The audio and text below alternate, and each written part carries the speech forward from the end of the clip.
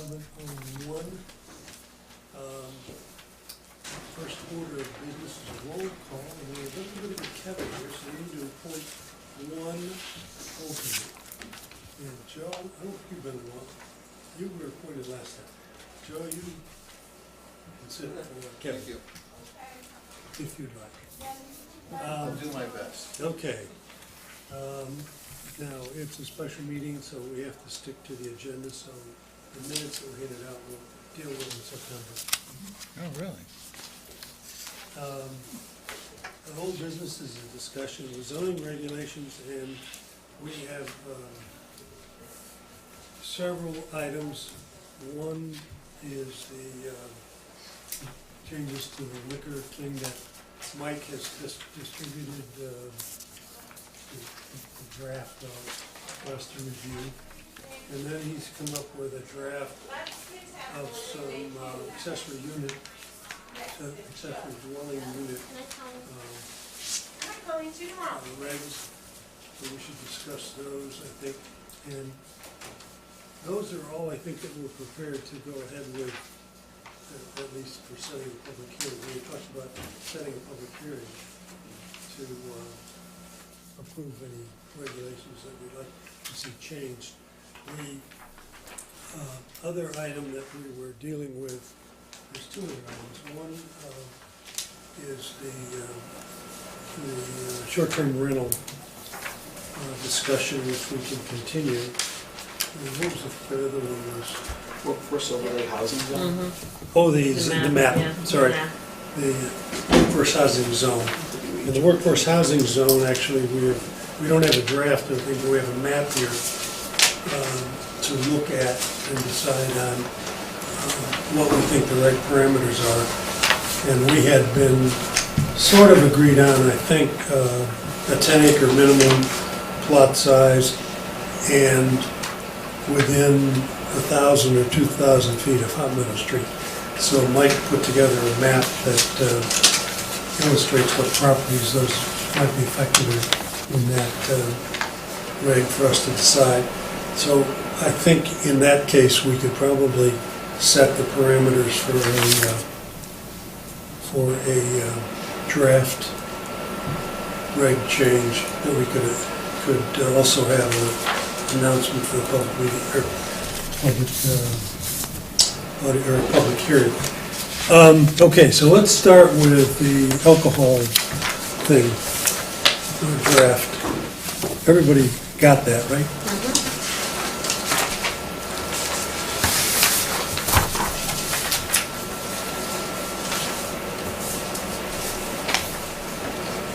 Thing that's missing in there, of course, is the decision on how many we should permit in a year in a property.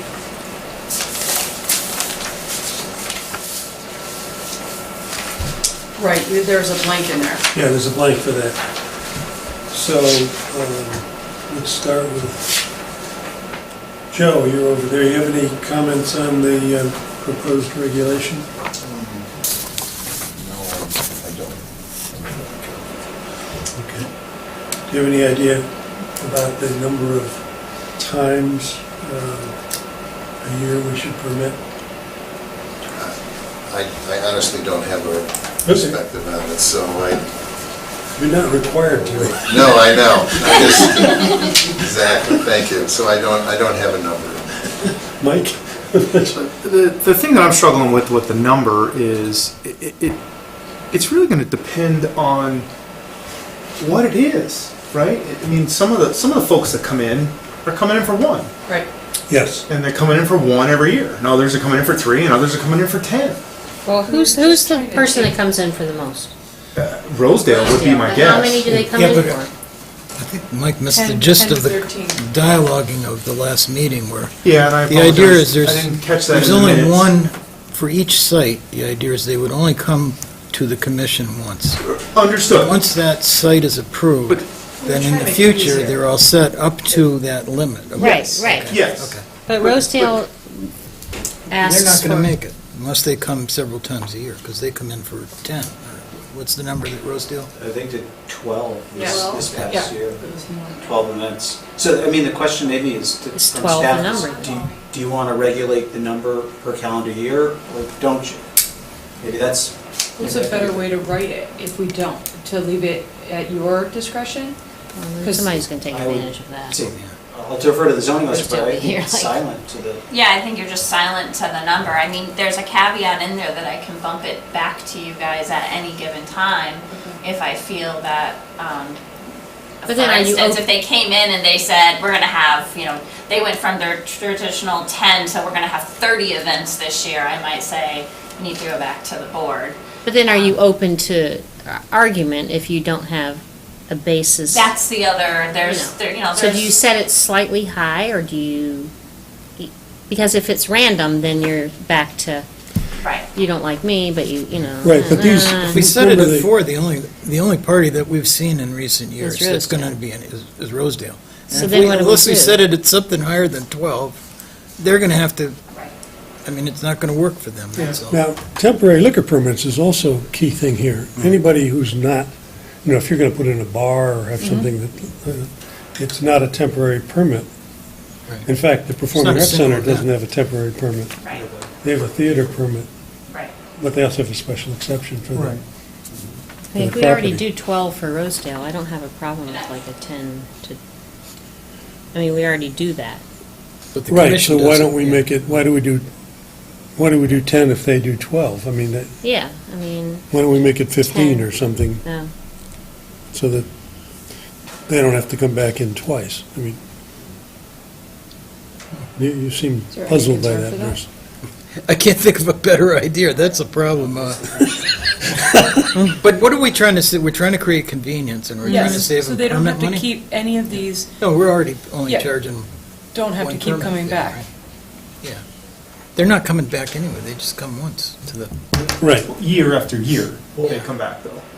I guess, as this regulation be proposed, the problem children may come back. So let's say that you approve a site plan for someone to have 15 events. They have 14 of the events, and that we have complaints from the police, we have complaints from the fire marshal, the zoning officer has issues. The next year, when they come in for their yearly permit, Robin may say, no, this application needs to go to the commission, the appropriate safeguards were not implemented. We have an issue with that. So that's really what would be thrown back to you. But also, the enforcement of the police concern is it should be the police. They have to go to the police to get the permit, liquor permit approved. So the police should say, no, we're not going to approve it. Right. Right. Shouldn't have to come to us. It should be enforced by the police, because they're the guys that are aggrieved. So is this, they still have to come every year, but just once? Or is this not? They don't have to come back to you guys every year. Once the site is approved on a one-time basis, Right. they would just be coming to me when they're looking for those permits. I would have the ability to bump them for you if I have issues with a permit that was granted in the past. So they have to come to you each year? They have to come So to then me every each- year you would right. have the ability to? Right. Decline. I have to sign off on their temporary liquor licenses anyway, so in order for them to get that sign off, they would be coming to me. But what we were saying was, last time was, then they don't have to come to a hearing, then they don't have to go. No, that's fine. Yeah, I no, just want to like make that sure part there's of a it. yearly kind Yeah. of review Yeah, that somebody's eyes enables are on you it. to kind of pull back if there's an issue Yeah. or. Yep. Absolutely. But remember, under the state liquor rules, to get a temporary permit for an event, they have to get town, Oh, yeah, they have to get Police. town police, right, they have to Fire. get Fire. fire, fire. and who's the other one? Town clerk. What did we say? Zoning officer. So they already have to go through that Yeah. process. and they have to go 12 times for Well, now. Epstein's. Yes. They're doing the whole thing 12 times, and if we make this change, what does it cut out for them? The hearing. They don't have to come in front of us. They can go, as long as Yeah. they have no problems, they would go and they would get signed off at the office, which they might be able to do at Monday at 10 a.m., and then they don't have to go through. They have to go there anyway. Yes, That's one of but the then they steps don't of the have to come process. here. And they So I also eliminate the expense of doing so. Yes. Which, a lot of the organizations that are coming in front of us are charity organizations that are trying to, some money. are for profit, don't get Right. me wrong, but Right. many of them are charitable organizations that are trying to, Well, do some good for Epstein's are the. not. That's a community. for-profit operation. Right. There's 12 of them. Agreed. And unfortunately, that's the one that has the biggest footprint on why we're writing this, Yeah. this reg, Yeah. or this amendment. But, If we were to put 10 there, then what does Rosedale's do if they need 12? Come back to you guys. which defeats the purpose. Because they've already had 10? in that regard. If you If we guys limit put it. a limited number on here, so if you limit it to 10, once they want to go over 10 in that calendar year, they'd have to come back to you guys. Well, then maybe we But should. that would require a reg change, text amendment. They'd have to go for a public hearing. Yeah. That wouldn't be a good thing. For what? I If- missed the text If we amendment. put 10 in here, Yes. then 10 becomes like The limit. a hard rule. Right. And to get beyond 10, they'd have to come back to us and ask for a text amendment. We can't just waive our Unless we put regs. something in here that said if you exceed the limit. Yeah. Yes, can then you do ask. something. Other towns But do that. We never- lawyers don't like arbitrary things like that, and you can get in trouble. That's why the number seems arbitrary. That's why a number is arbitrary, and we could leave it, out. So one option you could do is you could put 10 falls under this process. If you're looking for over 10 events in 1 year, then they still have to come for the special exception. You're not going to find, the whole reason we were looking at the reg was really for the nonprofit events, which are really 1 or 2 day Yeah. events. Yeah. The guys If that are you coming remember- more are not nonprofit. Yeah, we Right. originally actually did have the nonprofit language, and we took that out because we talked about it at the last meeting. So you could either put the nonprofit language back in, which is what we had, or you could do a caveat that if they're over the 10 times per year, then that still bumps them to the special exception would be fine with process. that. I would be fine with that. Yeah. I don't Did you like want to that. ask? When you're dealing with a think that's farm, better. huh? I mean, No. I think, I hear that. I think it was better that was originally cast as there's a distinction for nonprofits. And and then, our history of recent years is the only for-profit organization that's involved in this is Epstein's. Well, No, it's there's, not. It's Ferd. Redstone Pub comes Yep, in. and they Oh, could- that's yeah, right. There's And a there's couple. Bridge He only does a events, few. yeah. No, but yeah. still. But yes, he's Yeah. he's a for-profit. Okay. But he would be under the,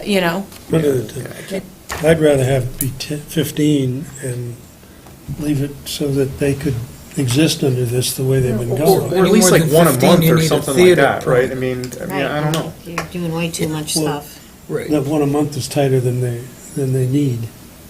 They're doing their 12. I mean 12, whatever, yeah, 12 a year, 1 a month, 12 a year, whatever. Okay, so 10, 12, 15. just before we, finalize if we do set on a number, do you know of other towns that have this kind of a restriction or go through this? Yeah, this was taken from East Windsor, which is where I came from before, but it was specific to nonprofits. Okay. They didn't, if you were a for-profit, you were a business and you were having them, you went through the special exception process. You did. But nonprofits did not have to. Correct, it was this language. Yeah. But temporary events, most for-profit things want a permanent thing that they're doing. Yeah, most for-profits aren't coming in for one-day events. They are few and far between, which is why when you look at the regs, you usually don't see, it's usually geared towards the nonprofits. So Burgers on the Bridge comes to you guys, they have to do the $240 process, a Right. public hearing.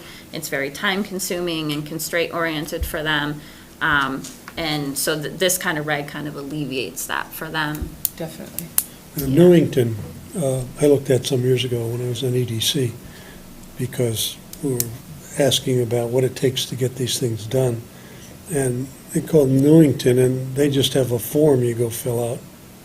if you're an organization in town that wants to run a one-day, get a permit to serve liquor, and I think that's on town property.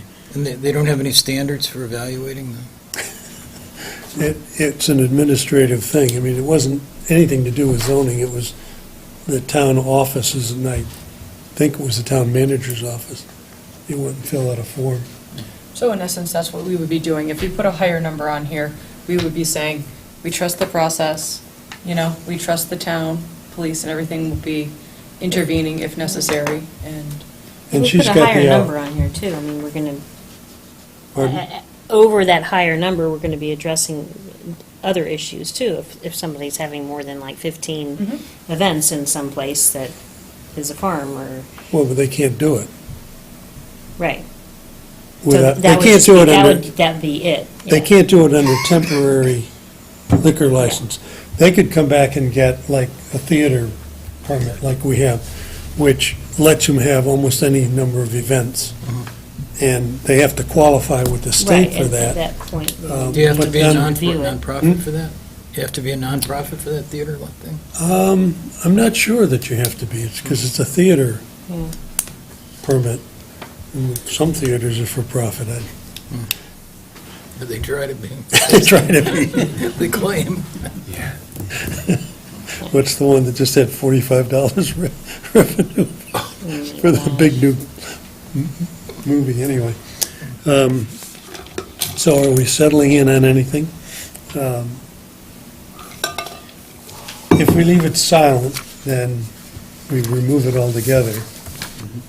We do have the zone enforcement officer's option to bounce it whenever she feels it's appropriate. Well, that's not exactly what it says, Dave. The draft language says that decision is based on the application. They have to make application for each time they want a temporary event, a sign-off, Right, but so. It's not clear in that you can consider other information, like what did are you getting phone calls, or are they channeled to the police department? And, you know what I'm saying? If there's input information that's coming from outside of the application, if I was the applicant, I wouldn't be putting down that somebody was complaining last year, that sort of thing. But that's what you'd want to factor in the purview of the zoning enforcement officer. Well, it kind of sounds like the accessory dwelling units. If one neighborhood has enough people complain, then do you respond to that just because, or do you? Well, remember, the police, if the complaints go to the police have to pass on this, and so one of their jobs is to say, no, there are too many problems in the neighborhood. So then we're going to leave it to the police department to evaluate the neighbors' complaints. I think that's appropriate. But they're not the approval authority on the thing. Yeah, it's gonna depend on what the complaint is. So, I mean, the two departments who are gonna receive a complaint, if there's going to be a complaint, is gonna be our department, or it's going to be the police department. The other thing some of these nonprofits have that, say, Rosedale Farms doesn't have, is most of them are going for a public gathering permit. So if there were issues the year before in an event, we're also reviewing it under that permitting process, and we can say, forget the liquor permit side of it, you're not gonna get your public gathering permit. So, if you take Rosedale or even Redstone Pub kinda out of the equation, those are the only two I can think of that have come in that aren't nonprofits since I've been here. Can you think of any others? I can't think of anyone else that has. All the rest are nonprofits. They're going through the public gathering process. So in that, like, I can tell you, when I sit in there and I've had an issue from the year before, I bring it up during the public gathering process and we say, okay, these were the issues we ran into. The same would be true for the liquor. If somebody came in with an application and you guys had already approved it, I would say, come in and sit down, let's talk about this complaint I received, why did it happen, how are we gonna prevent this? If they don't like whatever we come up with, then my solution to that would be, great, let's go back to the zoning commission, we'll talk about it at that level and see. So if it's a police matter, they're gonna take care of it on their side. We all have sign-off authority on those temporary permits, so. Okay. It's another twist on that scenario, though. If we approve 12 at a time what if event number 3, there's an incident over there? And we've already approved, and the police, they're already approved for 12. What happens? The neighbors who are mad just have to Suck it up? No, they have to get, for each temporary liquor permit, the police approval for that temporary liquor permit, Right, but are they as approving well them as the 12 at a zoning time? officer. Hmm? 12 at a time? Is the police department approving that schedule at 12, based on one? That's what we No. did for Rosedale this summer, right? I mean, we said, come on in, you get your 12, and we're on the hook for that now. I don't think you can go to the state liquor authority and ask for 12 temporary permits At the same time. at the same Can you time. go to the police You- department and get, You can, 12 because they're for approvals? different dates, so you can, in theory, as Rosedale does, fill out the separate individual temporary event permits, because they're for different dates, they're processing them for the different dates. Mike and I were just talking, in that case, if somebody did that and they're all, so they come in April for the entire summer, they get their 12 approved, they have their licenses, the only thing that we can do as town officials is call liquor control and have them revoke their temporary liquor licenses. And they would. If we ran into an issue and we called, they would. So after event number 3, she's saying they Yeah. could potentially But lose out on the rest of the 9. I get that, and that's a wonderful thing. Yeah. But you're confirming that a permit that the police sign off on, they need 12 of those. 12 And they- individuals, And they're yeah. all approved at the same time. Before event number 1, all 12 are approved. Yes. Okay. Yes. Just like we did. Yep, They're getting 12 approvals. they are. Well, that's food for thought, but anyway, that's really Okay. not the point of tonight's dialogue.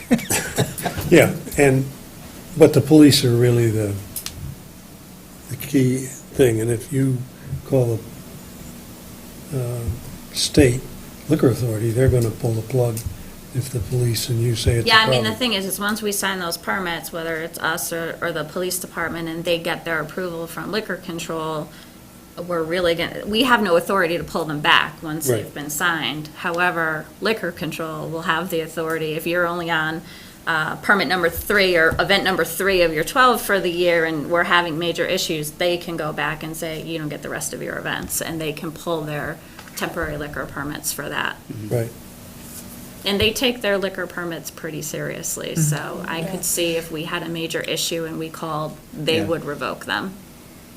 Yeah, from the experience with the Performing Arts Center, I know they're pretty strict in the letter of the law and how things are done. Yep. So should we move forward on this? So how many Well- people are in favor of 10, how many people are in favor of none? I don't think 10 gets us any more than 5. But it means Rosedale can't operate under this. Well, they can't operate if it says 10 either. Right, so I think it ought to be 15 or none. Right. What do you guys think? I would be fine with that. Which, 15. Mike, what do you think? The number on some level seems immaterial to me. I wish Right. it's 15, 20, whatever it is. But I don't want to do none. The whole point is to Yeah, I not have agree. people go through these Yeah. hoops. You know, and I especially want to help the not-for-profits, Absolutely. especially from the dollar Time, perspective and the fees. time. But I don't think you need a number in there to adopt the framework that we're talking about, where once the site's approved, then it's up to the zoning enforcement official to approve them in the future. Well, we could still do that without having a cap on it. The issue is the cap. What do we get out of the cap? I think we're better off with no language about capping. And how do we keep Adopt it the from? mechanism and get the right wording for the mechanism, but we don't need to cap it. But one day, we're going to have the conversation about when is a farm not a farm. Well, that's, how do we keep it from going too Well- far then, if we don't put the number on it? When they come in for, event number 24, you can say, we're getting a I think feeling I'd be here. before 24, but yeah. Yeah, I might too, but you get the point. It's, But Flaming Farm is another case of, what is a farm? When a farm is not a farm, is it a daycare center? It is an educational center? That Yes, may be a Flaming- future topic we have on our list for you guys. Stay tuned. Flaming- Stay tuned. no, I would assume it's for But, profit, but I don't know. I don't know, I'm happy with 15 gets everybody we know into a safe harbor. 0 or having none is okay with me. I think the zoning enforcement officer has authority to do things that can control situations, and the police also have the ability to control situations that get out of hand. So the only thing I would be concerned about with none is that somebody might have 52 weekly temporary events. I know, and then the zoning enforcement officer could say, I'm not comfortable with it, or you'd have to, the zoning commission's gonna have to get in on this. But what do we do under this reg? Hear them out. But then it's arbitrary. If we've granted it, and then and they do 52, I think you guys almost need a number because, yeah. Well, then East you're- Windsor didn't need a number. Because Either that or they you only go did back to nonprofits. nonprofit. You either go back Yeah. to nonprofit, Right, or you put a number in. yeah. I think you have to. Otherwise, someone could come in and do Yeah. exactly what you're saying, and We then have you some. have no caveat in here to send them back to you guys for the excessive number. Because if I was a land use attorney, I'd go, where's that arbitrary number that the zoning That's officer what is I'd- yeah. pushing you back to the zoning commission for? That's been an issue before with So, our regs. I His opinion. think it's you either get a number, or you have a certain threshold that pushes it back to a special exception, Or you go nonprofit. or you go nonprofit. Yeah, those are kind of your 3 tiers you could come up with. Well, considering that we started this to benefit the nonprofits, my I vote inclination for would be go back to nonprofit, yeah, I that know. scenario, because But- it's clearer and it achieves what we started out to. except that I think our friend that Epstein is as close to nonprofit as, probably closer than he'd like to be, I don't know. But farms are a very difficult thing, and trying to make a living out of a farm in these days is difficult, and I think he, Well, all I know is that when I asked him when he was here on the permits, Yep. if that's accurate, that they're a for-profit operation, none of his 12 are charitable events. Right. He affirmed that. He didn't say, oh, but, the IRS claims there wasn't any sort of caveat. The answer was yes, they're a for-profit operation. Yeah. And so, they have to do that, but anyway, Then I'd go back to 15. pardon? Then I'd go for the number. Okay, so we go with 15 and, yeah, you don't want a I would 52-week I would Christmas agree with market. that, because what we're talking about is based on our experience, what we see as the typical number, and if, we're using this reg to help out, then we should come close to or around that number to set the limit, because then we don't want to go to what Dave talked about, which is the other extreme, which would be 52 events for the year. So, I think if we're going to talk about it, which we have, then we need to come up with a number that we think is reasonable, that would be helpful to the community, but would also, protect the interest of the community. And, maybe 15 is the best compromise. Okay, now let's move to the next step, which is, okay, we agree on 15. When somebody wants to do more than 15, what are the criteria by which we judge that application? The way this is worded, they couldn't go over 15. Right, If you want the ability to do that, we could just say anything over 15 requires special exception by the zoning commission. Good. I like that. And that's really going to be geared towards your for-profit. yeah, but is that really what it requires? Does it require a text amendment? If you didn't put language in, then it would require them come in and change the reg. If you put language in, Then they could come for a You give them special an exception. then you give them an avenue and the option is there. Which is better, because then you're not bumping the number up Right. indefinitely. And then, Bruce, you could have that discussion if we want to use Rosedale as an example. Let's say he wants to do 35 events next year. Well, what exactly are you? Are you the wedding event facility, or are you the farm? Right. And you're in a special exception setting, so now it's, you're looking at, you're above your normal, does it meet the regs? You have a Right. little bit of discretion, Right. so that may, yeah, I think we should add the Yeah. language that if they want to go above that, they have to have a special exception. Because without that, It's a text amendment, and then we're back into this argument. Right. And the Right. number just gets bigger. So And are the we number going gets with bigger. Right. 15 events and then anything over 15 special exception Yeah, I'm good with that. And 15 is a per calendar year? per calendar year? Yeah.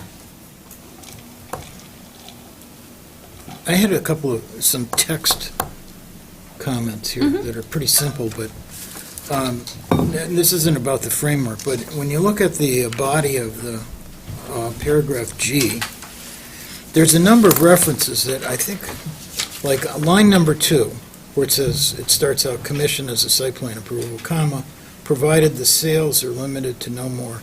It sounds picky, but I would put in the liquor sales.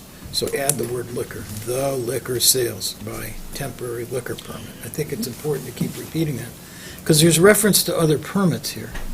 So, 2 lines down, so Yep. line number 4, after the comma, there's the word permits may be granted. I think it's important to put in temporary liquor permits may be granted. And then on the next line, you have the same issue, that a new permit must be sought. I would again repeat, a new temporary liquor permit. And then the last full line has additional review, comma, he, she may. I think he, she, in my opinion, is trite. I never use that. I would use the word, it's perfectly appropriate grammatically to say they. It can be singular or plural. But I didn't take into consideration when I was looking at that 2 hours ago. I don't know what the rest of our regulations say. But that phrasing should be consistent with the rest of the regulations. Some he's going to well-intended, change that, though. Yeah. That's going to get changed. and then the last line where it says zoning commission for approval, it's zoning commission for a consideration. It doesn't mean it's going to get approved. Right, it's going to, Yep. and we're changing that language.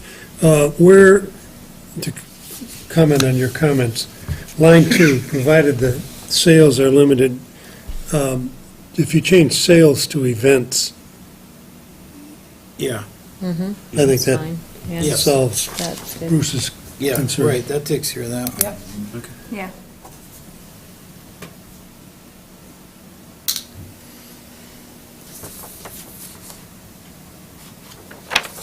Okay, other than that, What's an event? pardon? Well, what's an event?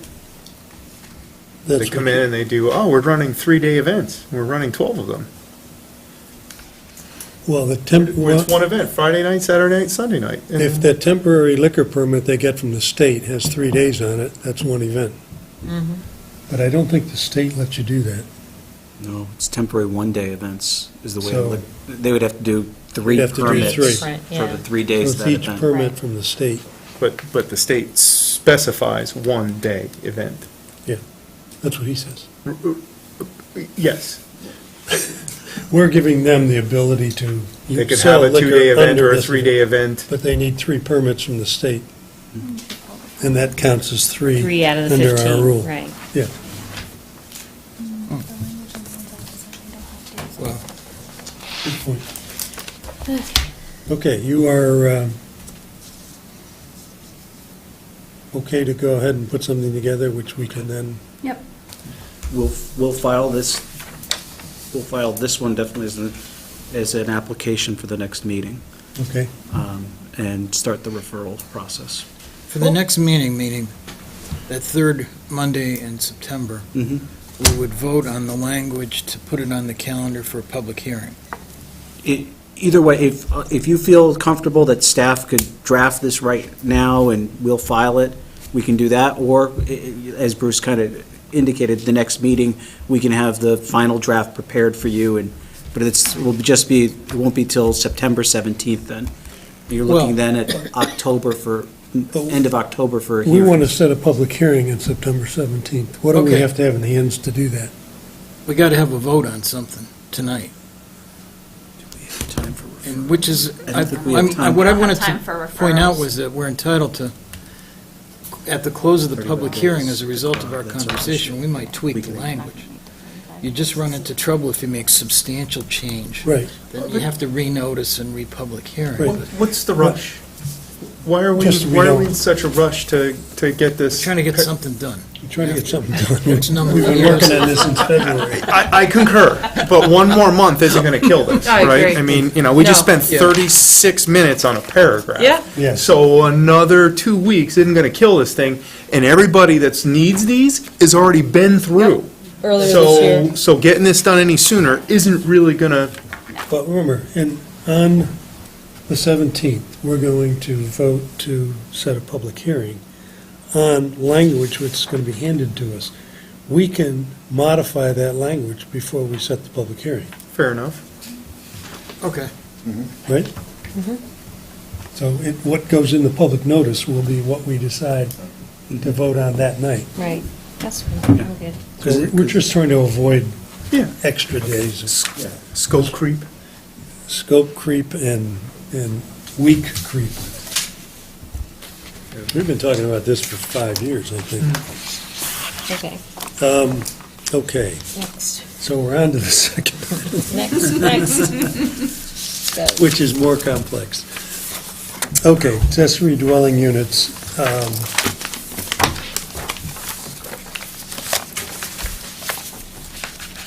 We have to be careful, I believe, in dealing with these things. It's okay that somebody sends something out with information in it, but we can't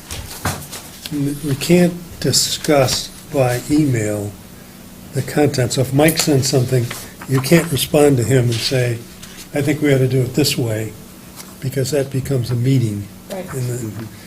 And so we have to be careful. There's a line that Bruce was treading near, sending a reply back about something. I think you were okay, but Did I send a reply? Go ahead. In the future, just reply directly to staff, Got it. and I'll disseminate the information to the commission. That way, we're not having a meeting. Yeah. you're not having a Right. meeting No by reply to email. all. Yep, Right, don't Yeah. reply to all. That's all. Okay, sounds good. that's my comment on that. Okay. I had a number of comments, and I went into our Dropbox, and there's a little thing there that you can edit. And it went somewhere, and I can't find it. Even that happens. Well, It said, do you want to save this? I said, sure. And Gone. Somewhere. It's gone. It's It's somewhere. in the abyss. it's somewhere. But I was mostly wordsmithing it. I was not doing anything that I thought. I in the area of the purpose, for example, I thought that we're trying to implement the goals and policies, not help. You can take help out, but that's wordsmithing. And also, the plan of conservation and development can be the current plan of conservation and development. We don't need to specify which. because there's a new one every 10 years. There's a new one every 10 years or so. That purpose exists in your current regulations. I just lifted it and just said, Okay. for structure purposes, if I take that, does this flow work with you? I mean, obviously, Yeah. the 2007 needs to be changed to 2017. I'll take, that's my hit on that. But if you just said the current plan of conservation and development, because that's, in 10 years, we hope they won't, next zoning commission will say, those guys were all wet, let's turn it all over again. They could. Those are wordsmithing things. I was concerned here at the end on the sale, item J, upon the sale of a property having, this, the new owner shall file within 30 days of transfer of the transferred property. I noticed with the land use office that stating whether or not they're going to continue the accessory dwelling unit. I think the intent is that they're getting an accessory dwelling unit as a right of that property. And whether or not they use it, we want them to be knowledgeable that they have to be in conformance with the regulation. But I don't think we have to ask them to affirm whether they're going to use it or not. If they don't use it and they sell the house, they say, by the way, this has an accessory dwelling unit, which we never used, but it's permitted. It's a right that property has. That's actually our current language. Yeah, I don't think I the word wouldn't is say- use, I think it's maintain the Yeah. right to use, Yeah. or. Yeah. Well, I Yeah. think that we find ourselves in a certain dilemma because we're absent language that's common in other towns. Right. It says if you abandon the use as an ADU, then you are responsible within X number of days or X number of months to remove the appliances for the kitchen and also to safely cap or remove utilities that are associated with those appliances. So it can be power lines, gas, that sort of thing.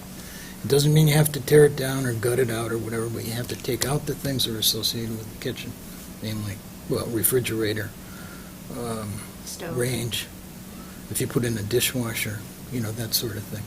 I think we should put that in, but I don't know how strongly others might feel on that topic, but when you abandon the use, we simply create for ourselves a, forever problem, because we don't have an end clause in our thing. You get it for a certain length You of time, but can't. not forever. Special exceptions are not time-dependent. There are rights that are fixed to the property, Yeah, and they go can with you, it. you can't abandon it, can you? So special exceptions are similar to like a variance, it runs with the land. Yeah. Once they're filed they're on the there, land you- records and they implement the special exception, it's internal. It's there.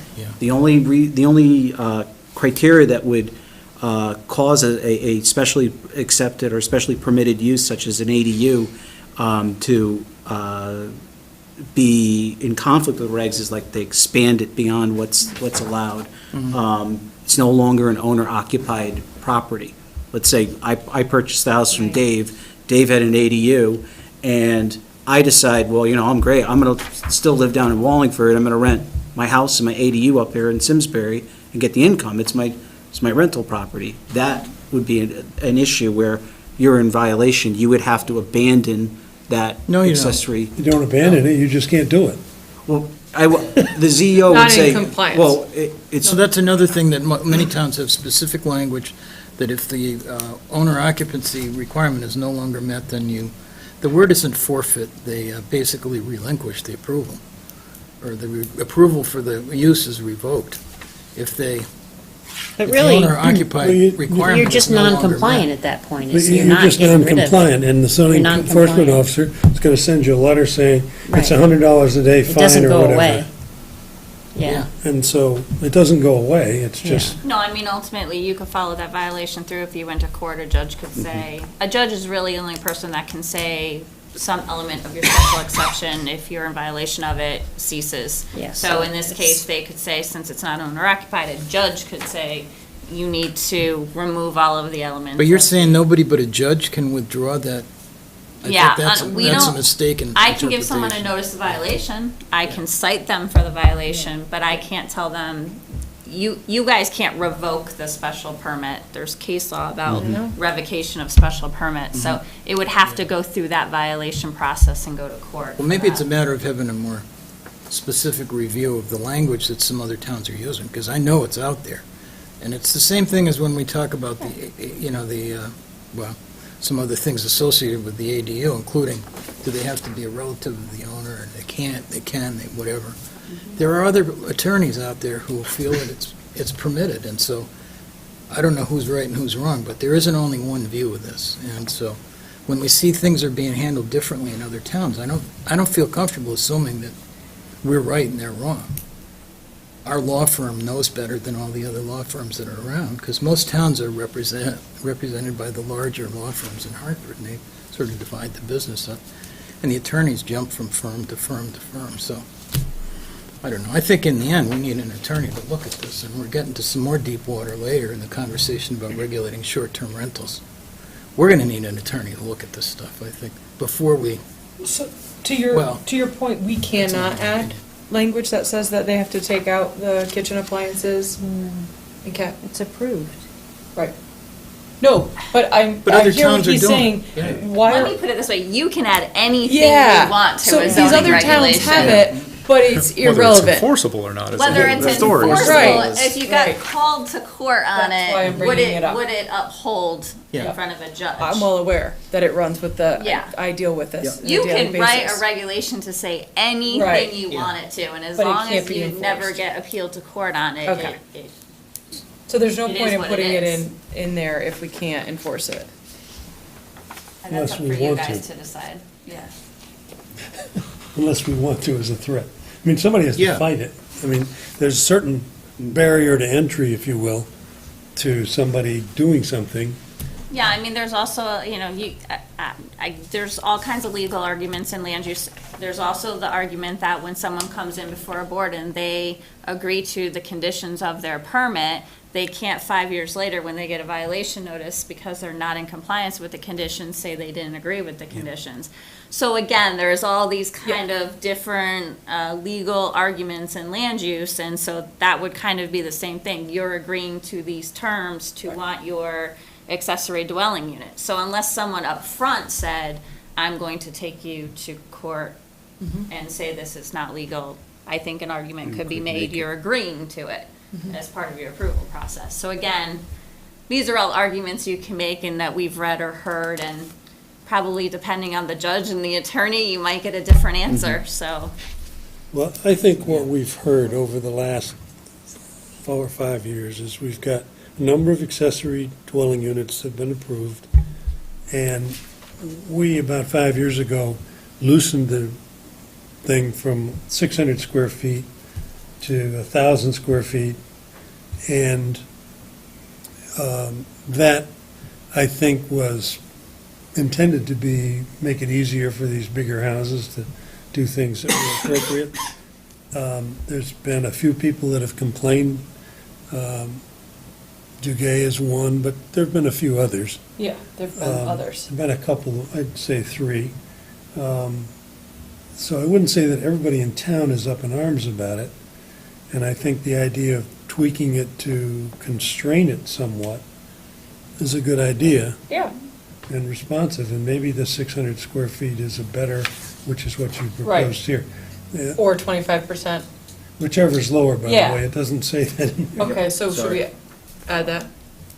That's one of the things that got lost in the Ethernet.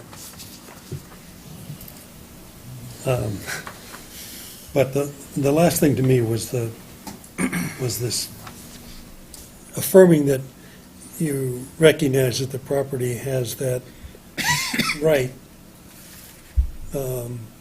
with these restrictions, that it understands what his rights were.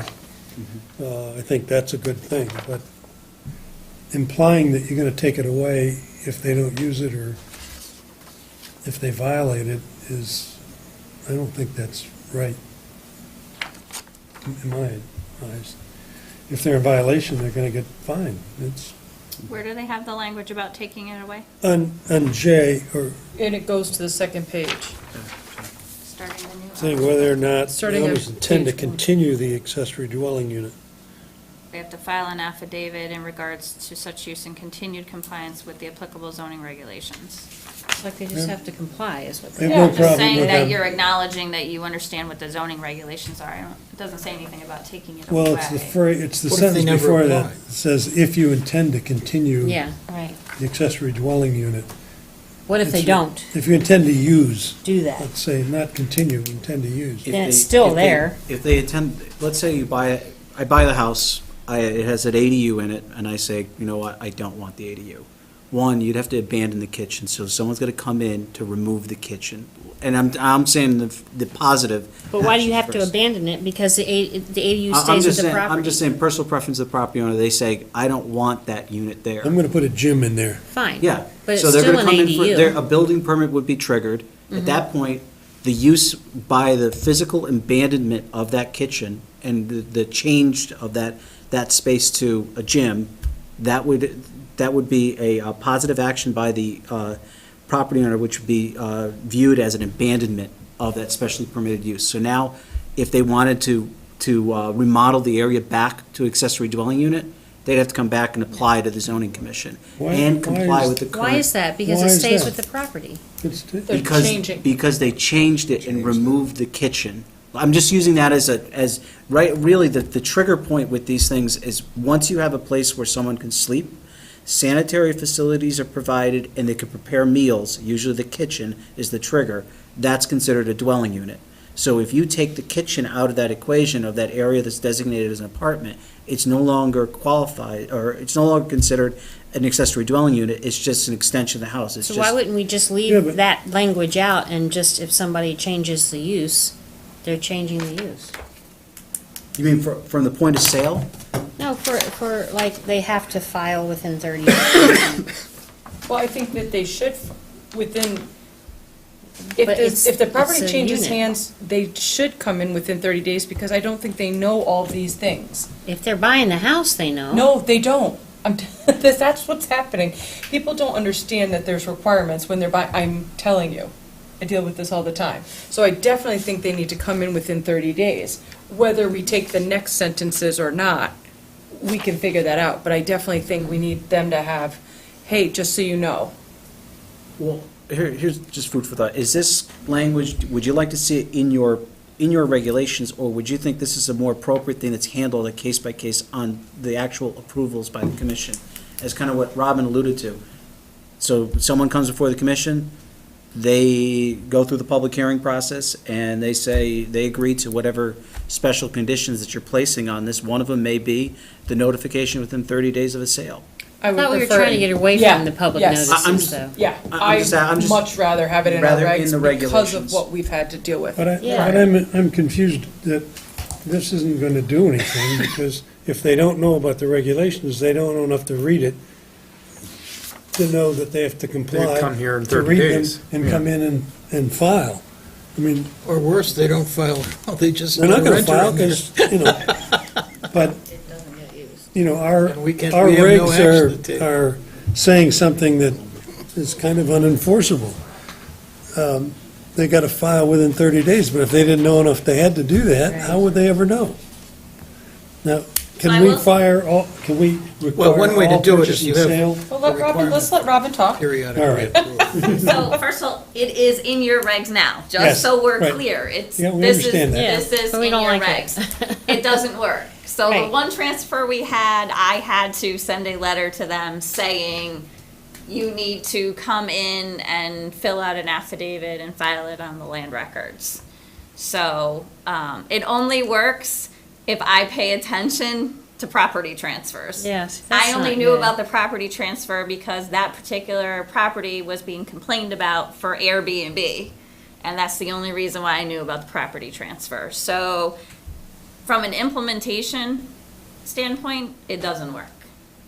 We don't get property transfers in our office. That's not something that we look at. And that would, it's not something that the attorneys are obviously, because it's not, this isn't on the land records anywhere, does it say this? So the attorneys aren't telling their clients they need to do it.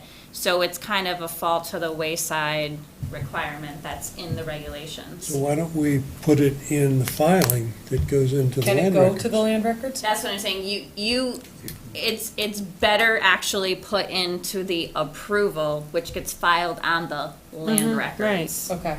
So we can take that J out of here, Yes. and then we just have to know if you could help us when this kind of thing comes in front of us. I think the rest of having these regs get somebody who's new and wants to do an ADU, they say, oh, look it, this is all spelled out, they at least know what to start with, and then it's up to us to say, hey, this is part of that, now it's in the land records. Yeah. That What you should can be in do. both. And then the attorneys will see it when they do the title. Then they'll Absolutely, see it because absolutely. it's part of the I have a special deed right there. exception, which is filed. Yep, Okay, Yeah. so that's a better place for that. no, that's great, Okay. so we'll take that out? Well, no, you need it in both places. We need it in the regulation in order to put it on the land records, right? No, you can do it as a condition of the permit. That's what I was saying earlier. If you do it as a condition of Yeah, the that would be permit, the better. permit is what gets filed on Yeah. the land That records. would be better. Once again, since it's a special exception, you have that Well, it discretion could to be do noted that. as a condition of the permit, so that when anybody reads it, they can tell. They don't need to wait until the closing transaction on the house for their attorney to tell them or whatever. It'll come up before the closing. And under E, I thought we were gonna get rid of like 3, 4, and 5. the generic kind of, how do you prove that this is, you get a traffic expert, I get a traffic expert, the character of the, I thought we were trying to like hammer down some like really clear-cut But guidelines. they've taken what our current regs are and kind of. No, I know, so I'm just saying, those are the three things that have opened us up to public hearings that just kind of go on and on. Well, 3 is okay, right? No, the future character of the neighborhood. I don't want renters in my neighborhood. It's going to ruin the neighborhood. It's going to bring my property values down. I have a realtor that said it's going to bring my property values down. Well, I have a realtor that says it's not going to do anything, Right. you know? And you have people going back and forth. Yeah. But that's the purpose of the public hearing, is to let them, But we're trying to get away from a public hearing, I thought. The whole point of this reg was to make it so clear cut that we don't have to have public hearings for, it's just part of our regs. I mean, that's what we talked about, right? But, okay, but then why would we take it out? Because it's I think I just kept it as- kind of like floaty. it's non-specific. It's what got us into trouble before. But it's the kind of thing that's in the plan of conservation and development. So one of the things you guys did talk about at the last meeting Mm-hmm. was getting rid of those type of elements Right. and having take out the discretionary Specific. review, change it Yeah. from a special exception to a site Right. plan approval. Exactly, And so have that design standards. We don't even have a public hearing. Yep, you did talk about that. Yeah. Yep.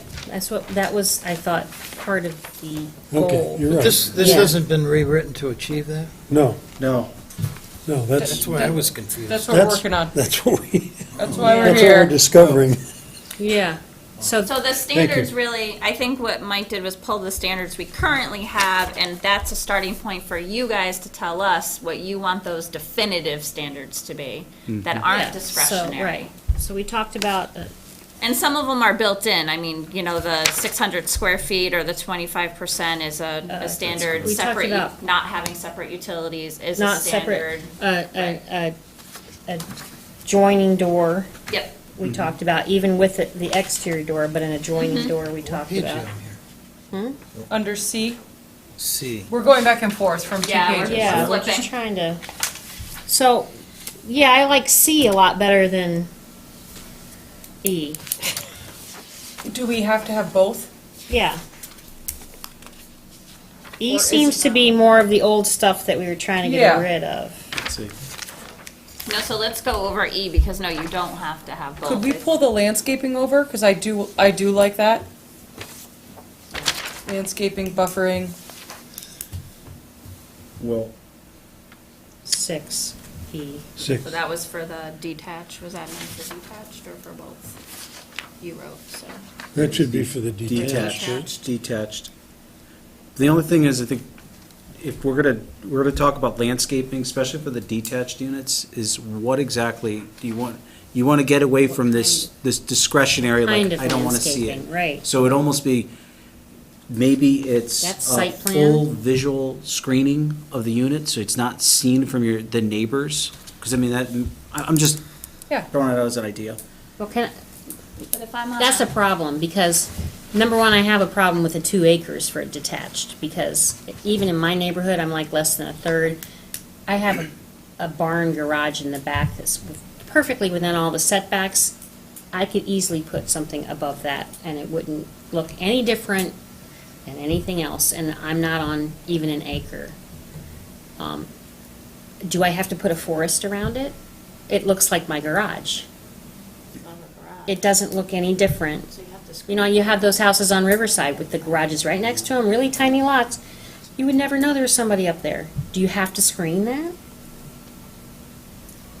That's up to you guys. I mean, I Yeah. could play devil's advocate on that, and Aye. devil's advocate. I would be think on 2 exactly what acres, you just wouldn't said. have I to was gonna screen it. say. I'm in a Yeah. But if detached, it's You know? less- I have a garage already, my garage is detached, why should I have to screen my garage because I put an apartment above it? That looks the same as That my looks the garage. Same as the garage, Right. yeah, I mean, I could. And on 2 acres, you have property, so why would you I have to think- screen it then? Yeah, I think more the screening might come into play if, if I was gonna base it on what people complain to me about would be parking. Yep, that's what I was gonna If you're gonna say. have, if it's outdoor parking, maybe. So can we word that? Can we add something like that?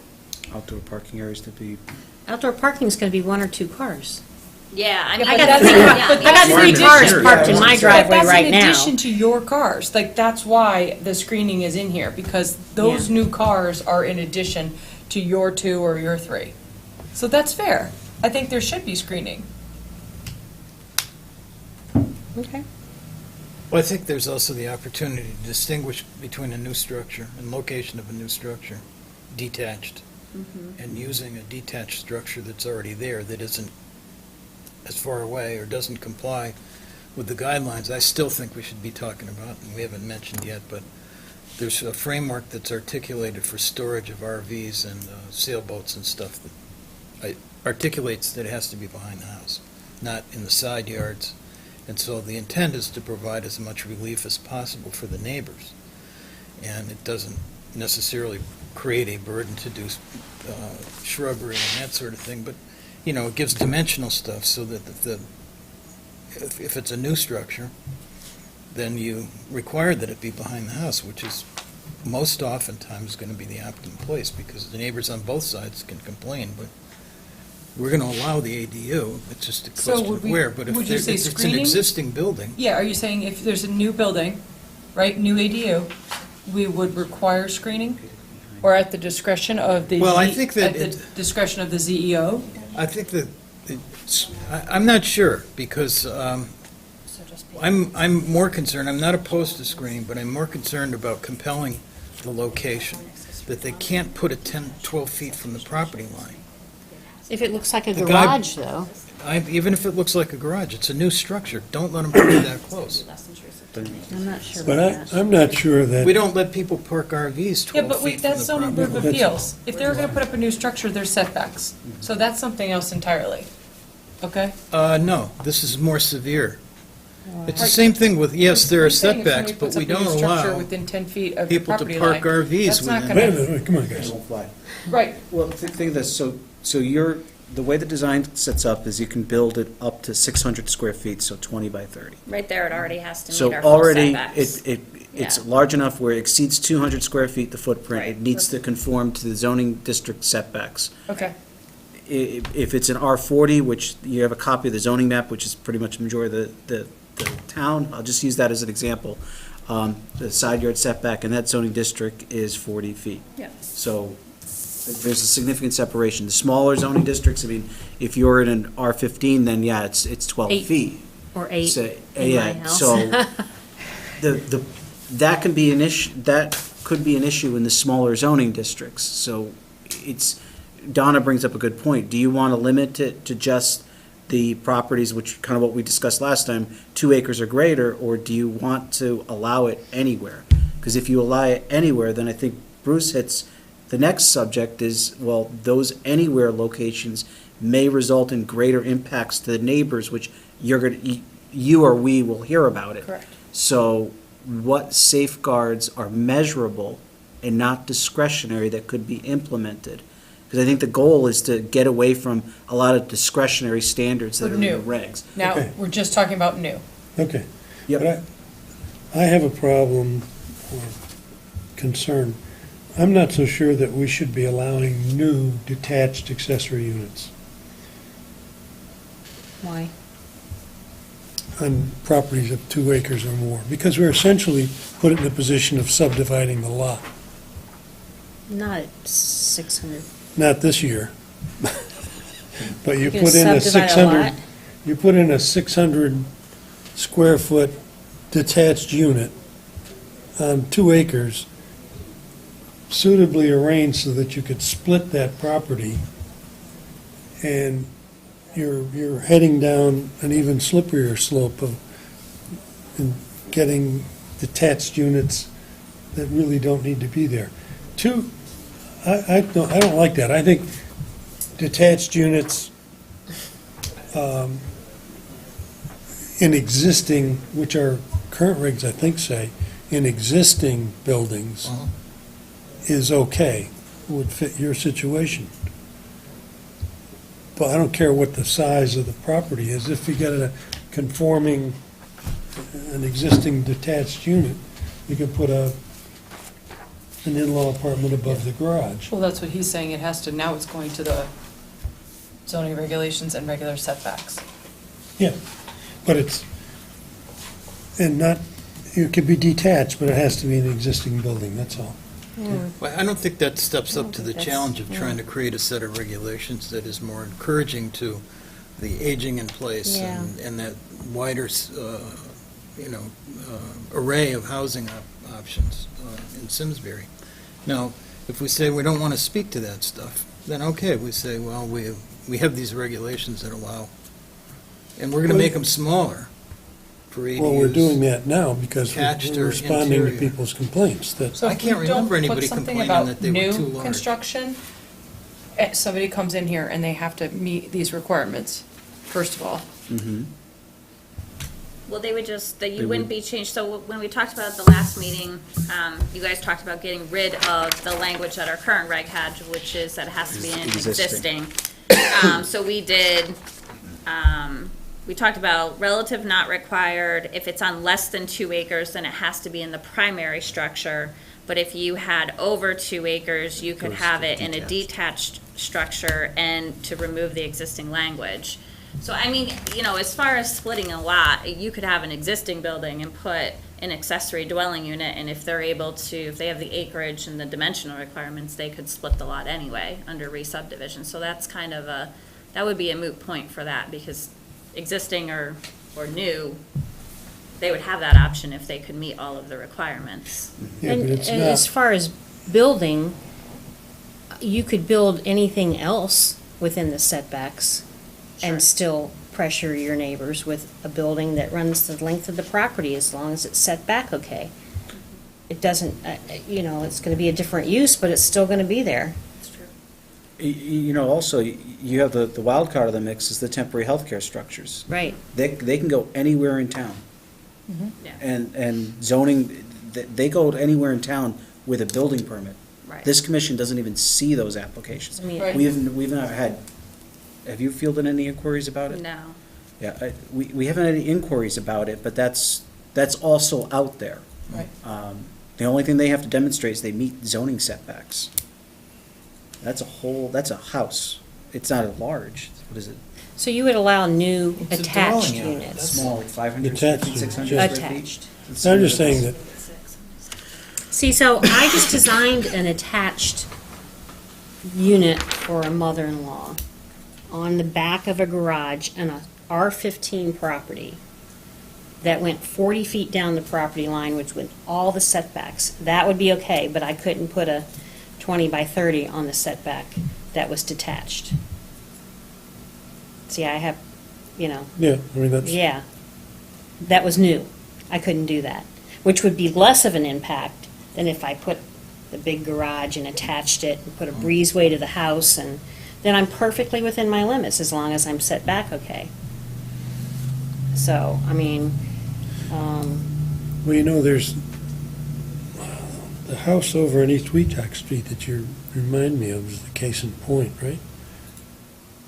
Sullivan's house?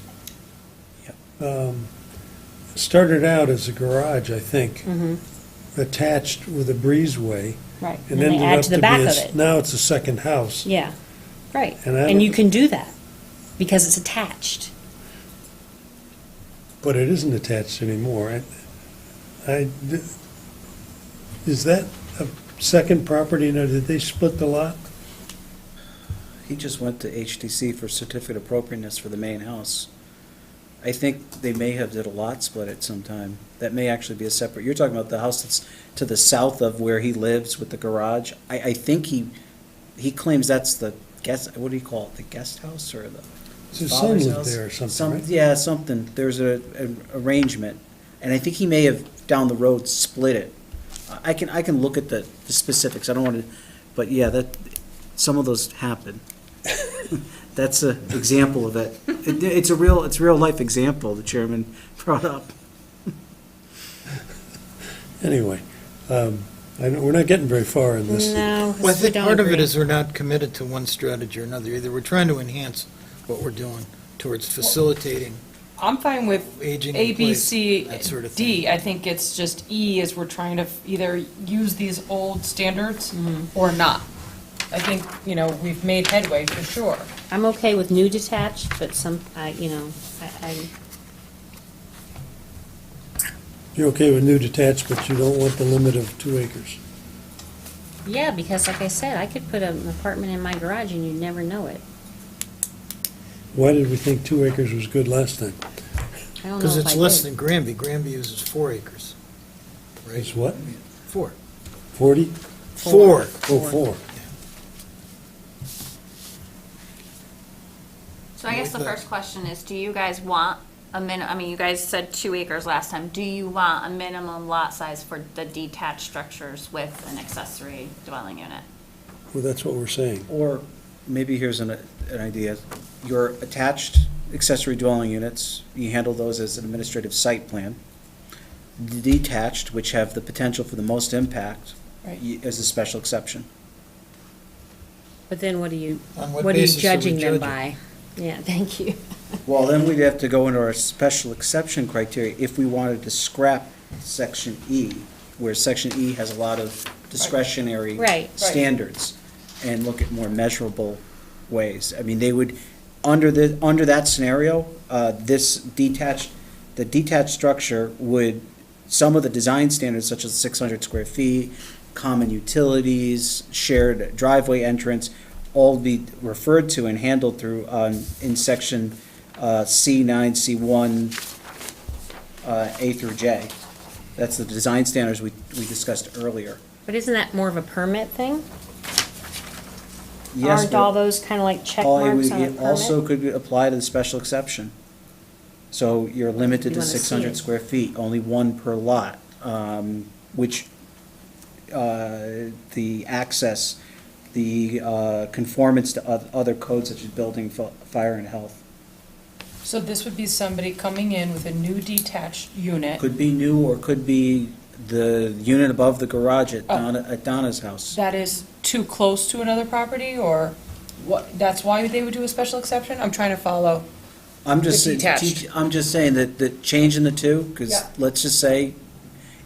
You're saying But make Bruce detached. brought up a point. One of the things that we discussed 2 weeks ago was, do you want to lessen the burden of the approval process and say, either handle it administratively or hand it as a site plan? Right. Or do you want to keep it as a special exception Right, so we could with a split it. stricter design standards? What I'm suggesting is, maybe you separate the two. Yeah. If everyone's okay with, The criteria approach. for, yeah. and I'm not trying to advocate from one approach No. versus the other, it's just, But we know what's come before us, so that might be the way to do it. the most, well, I shouldn't say the most vocal was the detached. You had an attached that was, received, I think, the similar amount of opposition up in the, A number of times. Yeah. yes, 3 times. I would be fine with that, doing a special exception for any detached.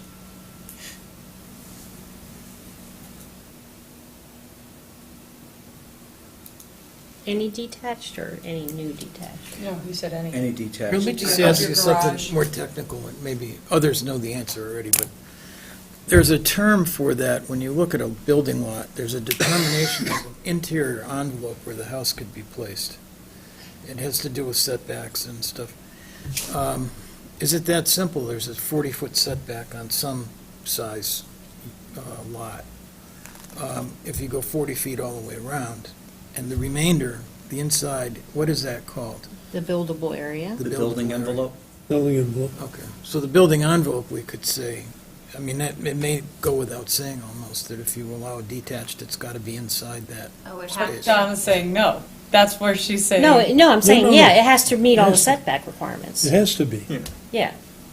So if you have a non-conforming building, you can't put an accessory apartment, dwelling unit in there. But if I build a new detached, as long as it meets all the setback requirements, it's in that building envelope. Yeah, I could build anything else there I wanted. So If you already have a building that's non-compliant on that lot, you can't, we only allow one separate building other than a residence. So you couldn't have an ADU and a garage separate. That's sort of a question. They could have an Allow ADU, would one s- have to be in the detached Okay. structure. Yeah, it can't be its Can't be its own own. independent structure. And so what I was envisioning when I was thinking about this was, Mr. What's-His-Name at 9 Nod Road, who had a fairly odd-shaped 9-acre or an 8-acre lot. Right. That the controversy really with this neighbor that was so upsetting is that when the house was originally approved, a garage was sited within, may very well be within, there's a 35 or 40-foot setback from where the house that Duguay recently moved out of, but are we compelled to let people build, with 9 acres out there, some of which is not visible to some neighbors, and maybe a lot of it is not visible to a lot? Let them put the thing on the corner, so he can have a nice short driveway, but it's right by his neighbor. But that's not the case, that's not the case. That's, That case, that was a farmhouse Yes. that had the acres around it, and that garage was there. I know, And then they split off the chunked off the land. land around, Okay. so it wasn't like somebody I don't attacked the think other you guy. can tell Yeah, somebody. it was in the No, center. I hear you, but my point was, is there step we could take to minimize the likelihood in the future some other person's going to suffer the same circumstance, that their neighbor has a big piece of land, they meet the requirement to put a detached ADU of 600 feet, and they put it on that edge that's right over by. But that's their property. That's what I property mean, means. that's their property, I know. I understand that, I but don't think you can Yeah. do that, yeah. well, I think you can. Remember, you got a If- 40-foot. If in we have most an cases. enforceable regulation about storing RVs and sailboats, and the envelope they need to sit in, and if it's enforceable, it doesn't occur to me that you can't enforce something on an ADU, an accessory building out there. It's a building, though, Building being not different a than, car. well, I know that, but my point is, if you can enforce an envelope, artificial as it may be, for an RVU and a sailboat and other big pieces of stuff you might store in your backyard. I mean, you might say, I think where you're headed for, Dave, and I respect your position on it, that it's not something we would want to entertain in our regulations anyway, but I think it doesn't strike me as it can't be enforced. It strikes me that some might feel it's not a good idea, but if it helps us move towards less likelihood of dispute and unhappiness in the future, it's something to consider. If somebody's building a new building, move it as far away as is practical from the property line. But you're requiring it to have common utilities, so there's a, Oh, not the detached, oh, yeah, the Yeah, detached you too, okay. No, you're requiring that we bounced around here, so I got a lot of stuff here I wanted to talk about, and we haven't really gotten to much of it, but what the point was, metering of the utilities, the notion of separate utilities.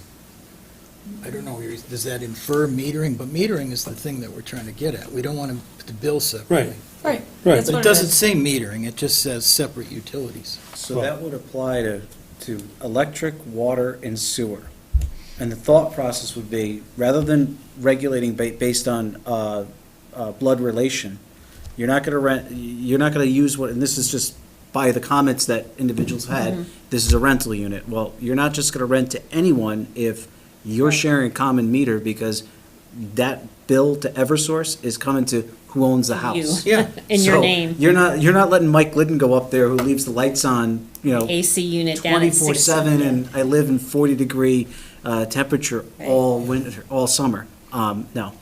So, but it also applies to, like I said, water and sewer. So Do you one, want to change the word to say separately metered? Or- That's, I mean, it may have been that the communication wasn't clear in our earlier discussion, or at least not clear to me. I thought what we were trying to do is mirror what other towns are doing around here, and that is they don't allow separate metering. Should we say shared? The accessory shall have shared utilities with the primary? but you're getting into, It's all Very about the difficult. metering, not the technically, where does the wire go first, or whatever. No, I agree. that's what that means. yeah, that's what this language But covers. suppose he puts in solar panels on each building. So do we want to take out the standards section? Do you want to keep any of those in?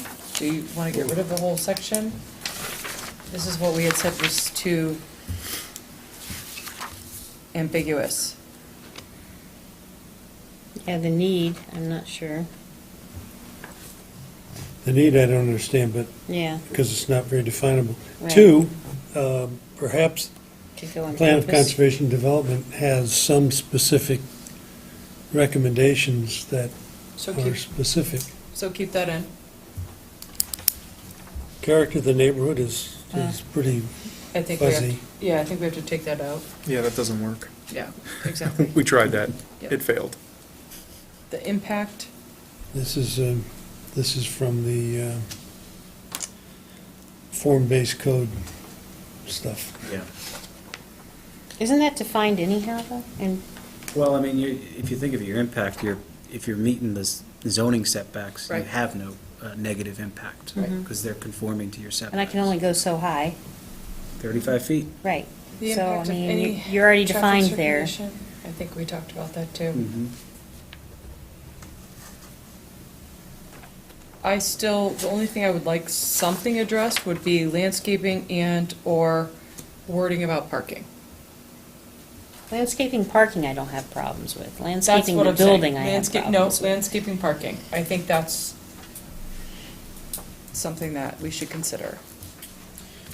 Both detached and attached units, or just, I think it should be for both, yeah. so if we, what do you feel is appropriate? Are you looking for like full visual screening of the parking areas from public rights of way or from adjoining property? Again, I would I hate say- to keep bringing up my house, but Well, yeah, my no. driveway's on the property line. Right. There's no way I can screen anything. But I think So that that you would should, there preclude your should be. property From under, being- under that, Yeah. and I'm using it as an Yeah, example. but No, I think that's there fine. should be what he said, So I not couldn't- full screen, but from an adjoining property, like you're saying, because you're going from 2 cars to 4 cars, or 3 cars to 5 cars, or whatever. I I mean, would that's suggest a not. 5-foot landscape buffer be Perfect. provided, and then let the, the applicant would have to propose something. Right. Even if it's just putting a row of arborvitae's, I hate those a things. fence. I know, but that's, yeah, I think that's fair. It gives the option to the applicant. Yeah, you could put a fence on, I could put a fence up, you know, So 5-foot buffer. like opening the door. Or a fence. 5-foot landscape Yeah. buffer to be provided And then you'll figure it out. around parking. Or a sound baffle. How high is a buffer? Do we have to? Well, you're screening the parking area, so that, I guess that would be a question for the commission, like, that's what I was saying, do you want full visual screening, or do you want If you something say that? screening, you're implying a certain coverage, I, no? I think if you want full visual screening, you should say it in the regs, and at least then it gives the applicant direction, so let's say, based on the proximity of the property line, hey, I have to plant evergreens, or I have to plant, 5 feet is like the minimum, I may need like 8 feet in order to, because of topography. Or can I put up a Right. fence? To get to the height Yeah, that they Yeah, need he to said be. yes, he said that's part Or a of it. fence? Or a Yeah. fence. Or they could say, yeah, If you don't have 5 feet. If I don't have 5 feet, can I put a fence up? you could put a fence up, it may be. Without the 5 feet? Maybe an 8-foot tall fence that needs a building permit, but from a zoning standpoint, as long as it's on your property, you could do that, and that could be So used people for that your We're don't just screening. saying a fence in lieu of the 5-foot So people buffer. that don't have the 5 feet buffer You can could, put up a yeah, fence? yeah, no, that could be an That could option be an that's option. available to them. But would we word it as a 5-foot buffer, or I how would would we word it as a 5-foot buffer, and let those individuals. come in and make the case? Make their case. But then we can't approve it because we've got a number, it says 5-foot buffer. If it's full visual Okay, screening, we can then approve a it. then Yeah, a we run 5-foot into the buffer fuzzy issue then. would be okay, or a fence would be okay. Right. Okay. You have to define it. Because I wouldn't have 5 feet, I would have a fence, See I'd what have they- a lovely fence. 6 feet high? So full visual screening, However, 6, and then you can figure it out per person, per property. I'm not even 6 feet Full, high. full visual screening of parking areas, so then, yeah, that could be property specific, so Donna, you have to do an 8-foot tall. Put a fence up. You have an 8-foot tall fence. And then Robin, who's down the road, who has the 4-acre property, she has this Beautiful small, garden. yeah, little. Trees. Evergreen strip between her and her neighbor. Yep. that provides full Now, visual I've got screening. 40 feet from my parking space to my neighbor. What do I have to do? Full visual screening, so you could just plant a few shrubs within like a 5-foot buffer around the edge of your driveway and say, well, you can't see it from your property because I have landscape Yeah, but you're not right trying to adjacent to. necessarily screen the asphalt, you're trying to screen the cars. Yep, Yeah. that's what he said, That's what I parking mean. area. That's- Yep. I'm saying just by the limits of the driveway, because you're planting adjacent to the driveway, so if someone were to look into your property, they just see the trees, they see whatever you planted or. But it wouldn't be the fence. full length of the driveway, it would just be where No, the. it could be He just said just parking parking area. area. Right, yeah. So, If you're but it specific needs to to- screen to about 60 inches high. He said full visual screening, so That's yeah. 5 feet. Okay. 5 I feet. think that covers it. Okay. The next one, I'm good proof with of that. adequate availability of water, do we need to have that? Is that something No, that? because you already say in It's your covered regs on the that other to side. demonstrate compliance through building and fire Right, right. prevention Yeah, and so you don't health, need so. that. So we could take that out, so we're down, we just are transferring over full visual screening and then the comment number 2 about the POCD. Yeah, I'm good with that. I like it better. Good. So are we better? It's more Yeah. cohesive now. I Yeah, feel like no, you're it's, right. it really helps people. Are we getting rid of the language about the 2 acres For that we detached. talked for the Yeah, I detached think that we the talked idea about of before? splitting detached into a special exception and Okay, this under a site plan amendment. okay. We don't have much trouble except for Schoenhart with in-house. Right. There have been a few, We've got applications, but we haven't had anybody that had any there problem. have been a few that, there've been 2 that have gone to legal, Mhm. to my recollection, since But I've one was, gotten to sit in one one of was these chairs. because she had sons who had friends who turned it into a rowdy neighborhood. Yeah, and they had a vicious dog. That's actually what triggered that whole, you're talking about the Witterbord case. Yeah. It was a vicious dog. That's what triggered all the hate and discontent. And she had 2 sons that were So you living can't with her. zone out a vicious Yeah. dog. You can't do it.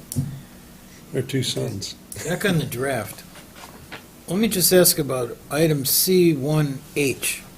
There's reference to allowing an additional, so shall not preclude an additional curb cut. I thought our current reg prohibited an additional curb cut. That's right out of your current regulation. Okay, it doesn't. So someone can get an additional curve cut, provided that they have approval from the town engineer and the director of public works. But that's a requirement anyhow. That's an existing So I- requirement. Yep. Unless so- you want to scrap Redundant. it and just say Yeah, that. but I want to have it there. This is helping the whole process, so somebody doesn't have to go somewhere else and look. This is all right here. Like, I think that's the whole point. Well, the thing is that I know that we have examples of other towns in the immediate Farmington Valley area that don't allow another curb cut. You have to make the parking situation work with whatever your current, because it contributes to that notion of a change in the visual or a change in the character of the neighborhood when you start putting more curb cuts in. So I think it needs at least a moment's consideration of eliminating the opportunity for a new curb cut. If you want an ADU, you got to fit it within I don't have a problem with that. your current driveway structure. I mean, you could add some paving if you need the parking place, but no more curb cuts.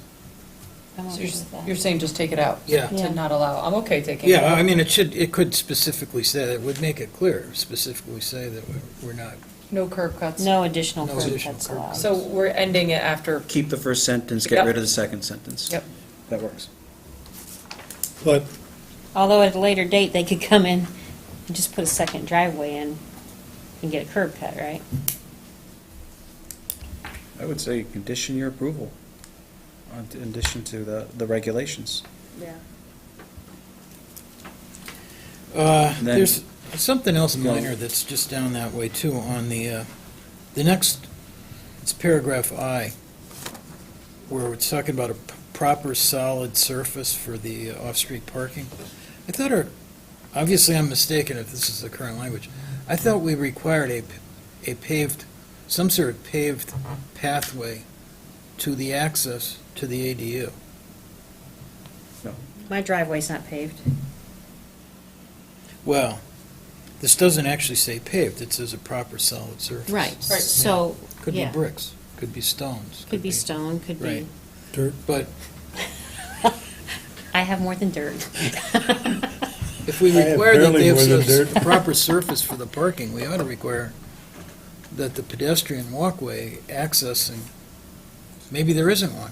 The driveway goes right up to the house and all the Yeah, entries. right. But access to the house should be on a solid, properly, some sort of a surface that's safe. And But we're not letting him put in an outside door anyway, so. well, I was going to Well, go there's- back to that one because I think Yeah, we are, I thought we were. Yeah, we are. We We just are. said that there should be an adjoining. There should be a common wall or however that's written. So what you have is any second, this is language I think Avon had in there, was it Avon? Any secondary entrances are incorporated into the primary residence to reflect the architectural style of a single-family unit. Yeah. So you're still allowing someone to have the second door, Right. but from the road, it doesn't look like it's two houses. Well, one or more of these other towns too, Mike, requires that door, an added door, be someplace other than on the front facade that faces the street. So it needs to be on an end or in the, In the it back. doesn't make sense if it's the Yeah, back a because then side or, do we the want to pathway's say going to that? have to be all the way But- around, but. That language is more general, Yeah, and you always get in a situation where, oh, damn, I didn't mean that. do you want to be specific? To say not to be on the front? No, that's what I say, that's where you get into trouble. Oh, okay. Well, If some guy comes in and says, oh, because of this and this and this, Then you're also limiting someone on where they can locate that addition to their existing residence. Right. For a, if you Right. think of it. If you say it must only be on the rear elevation of the existing residence or the side elevation, I mean, it may, You could have a garage that L'd and have a side door you don't even see from the front. Oh, yeah, street. that's perfect. Yeah, and yeah. there's a million, well, maybe not a million, but close to that, split levels in Simsbury Yep. that have a center door, Yep. and then they have another door down Yep. here. Yeah. Yep. And I go up to those things, I don't know which door to use. Dave, Well, you're going door to door, you want to get some votes, you you're gotta. very confused, Dave. You're going to the wrong ones. You go to both, it counts as two Right. visits. You got the right And no kind of guys. Hey, And no votes. that's not necessarily, So you can't really be sure. just screen everything. You got a door, you gotta screen it. Ring. Well, but the architecture, making screenage. architecturally consistent is, I think, a fair. Yeah, I like that. Yeah. Yes. Yeah, just test it.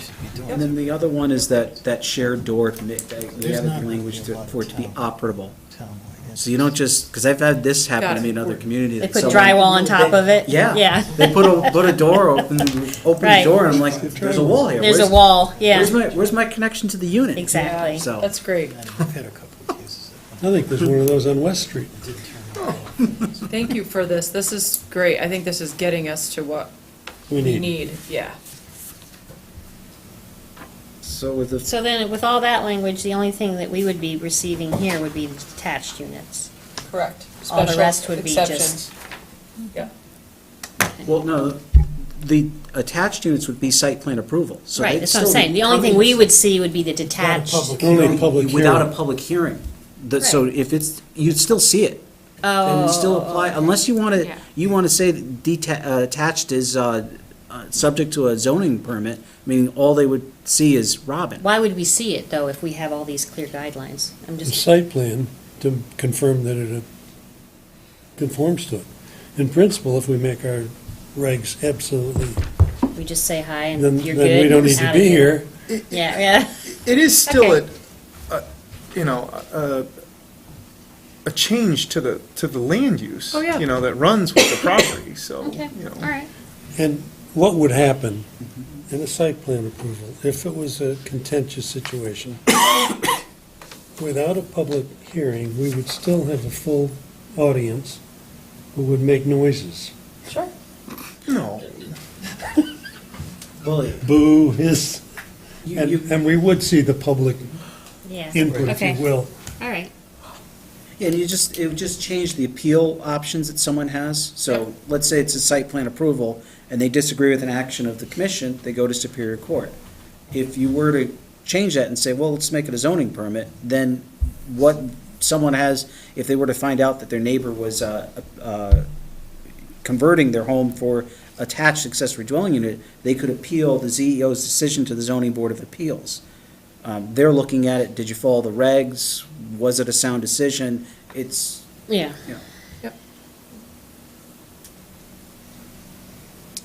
Okay. So I didn't get where that just landed. Is it a special, It's still gonna be a site plan. These Site are plan gonna come approval. to us. Site plan approval. no Bring it in. public hearing? Tell us what they're gonna do. Yep. And when the public's here and they're making, And if then it's we have to threaten to have contentious, them we have to removed. realize that we gotta go through that door to get out of here. I don't know that that's a step forward. This is It's a better convenient than step what for we the have. zoning commission, yeah. This is better than what we've had. actually, No, it's better. yeah, because if it's site plan approval, if they meet the criteria, the Correct. design criteria. Correct. I mean, you're obligated to approve it. Yeah. Unlike a special exception. Right. Where But there's no input from the neighbors on that. no. Right. But that was the whole issue. Yep. Yep. We're making it clear cut.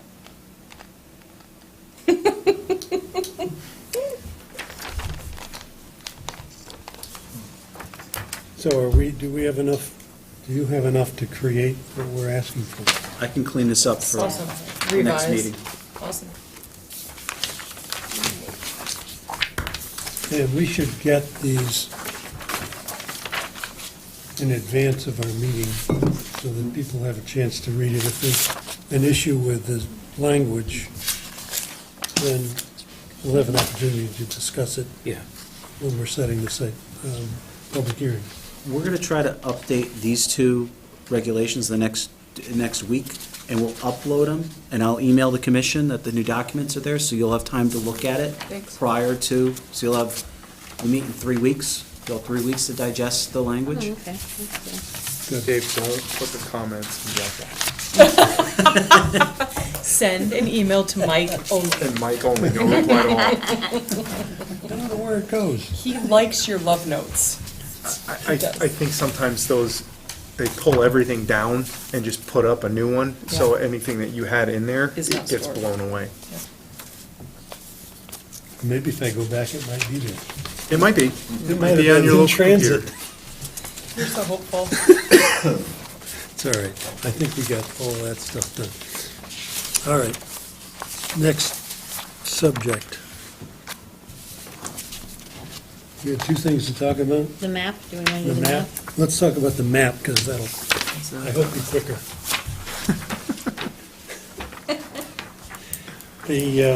Everybody has a copy of this Let's go to the map. map.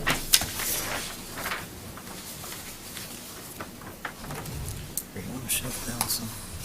10 acres or greater within 1,000 square feet of Hot Meadow, and 10 acres or greater within 2,000.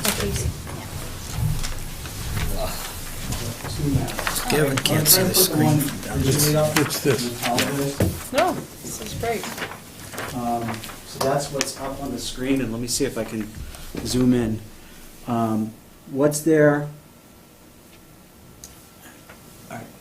So and I'll go south on Route 10. Anything you see in the dark black outline, that's Yeah. within 1,000 feet of Route 10. The other line that is bluish with a dot, that's within 2,000 feet of Route 10. So I'll just start up at the Granby Town line and then slowly work down. Excuse me, Mike. Yep. These are, what he's highlighted is properties of greater than 10 10 acres acres, I'm Yep. sorry, yep. that are within those bounds. Yep.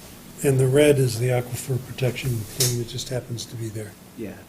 And I put the zoning map as the underlying map just to show, impacts to what are these properties zoned for, so what can they be used for? So we're just looking at right now, the north end coming into the large property on the left here. I mean, at the left, that's Westminster School. Got it. And then we're coming into the center. The property that's far to the left or center of the screen there, that is the blue highlight on it, that's Hop Meadow Country Club.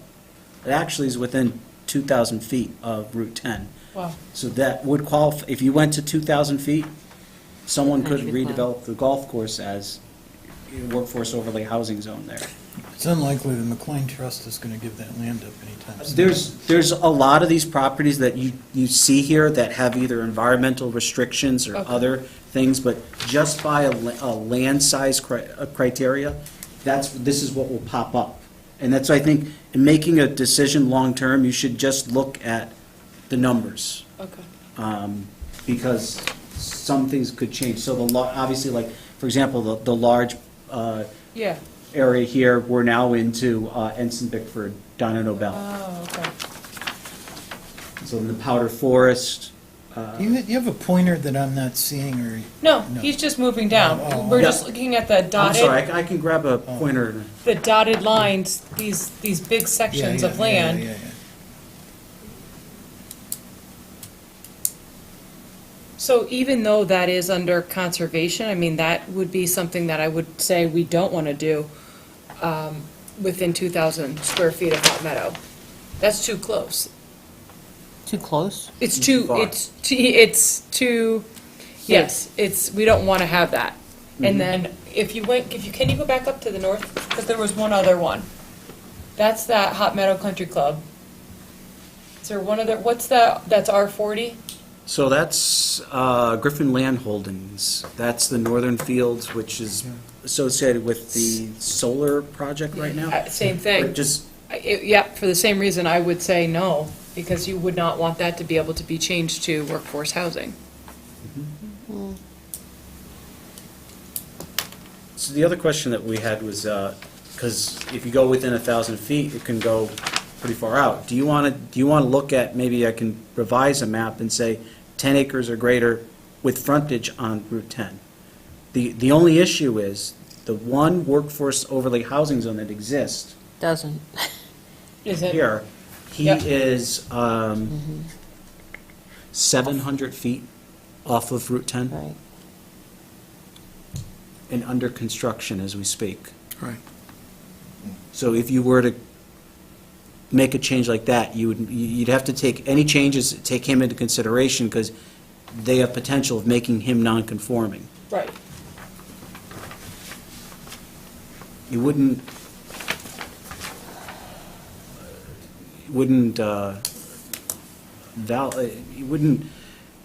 he wouldn't lose his approval, it'd just make life very tough for him. Yeah, we don't want to do that. That's already been approved.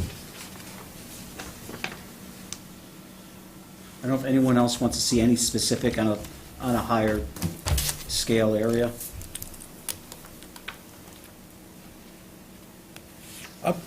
Well, just that property that's up by Granby, the R40. Closer to Route 10, there's an R25, then there's an R40. What's that R40 now? That's Doesn't look what- like there's streets and houses. He said that's Griffin land. That's where the solar farm's going to go. That's a solar. Are you talking about right here? Oh, okay, I got it. The access Yep. county road. Yeah, Yep. okay, got it. So this will give you a picture from the northern section there. Close up.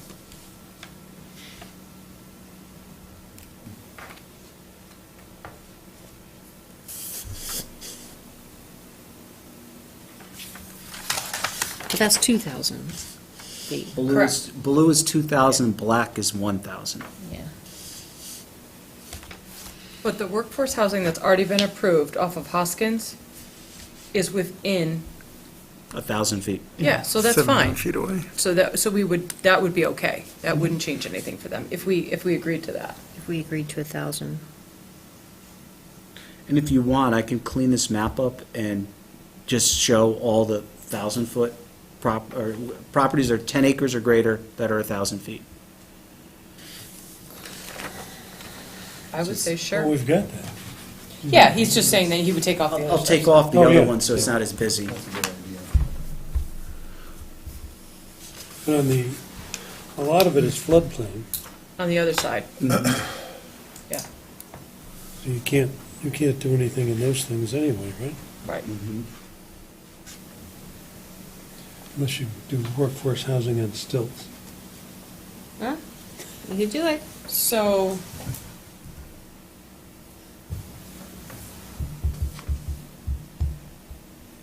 What is, there's a big purple in like the center of the town area. Oh, that's Ensign, I think. Yep, that's That's the Ensign. Powder Forest. Okay, yeah. That has other constraints. For now or forever? I think for a long time, there's stuff in there that might explode. In Powder Forest? Yeah, and those were the testing areas. Yeah. Yeah. I don't know that it's somewhat polluted. Okay. With- They're slowly cleaning it. Okay. But, eventually it could be cleaned up. I don't know how serious. the But that business would is, be they were worried approved, about. that's what I'm saying. If that was ever cleaned up. It would qualify. Yes, sorry. Remember Not be also, approved. so the workforce overlay housing still is a zone change, so it's a legislative matter or action by the zoning commission. You have discretion, but this would just narrow where it could land versus, But it could land there. The In town. theory, in it theory. could land there. You- That's what I'm and that's saying. why I just want wanted to to make put- it Right. really, Right, and that's why all these properties I showed, some of them just physically, either by deed or by environmental Correct. purposes, you cannot build residence there. But right. in order to really assess the impact of this regs, you just really should be looking at it from a mathematical equation. Do you qualify based on the linear distance and by the size of your property? Then Yeah. this in theory could land there. Yeah. I like 1,000. Oh, I do too. I like 1,000.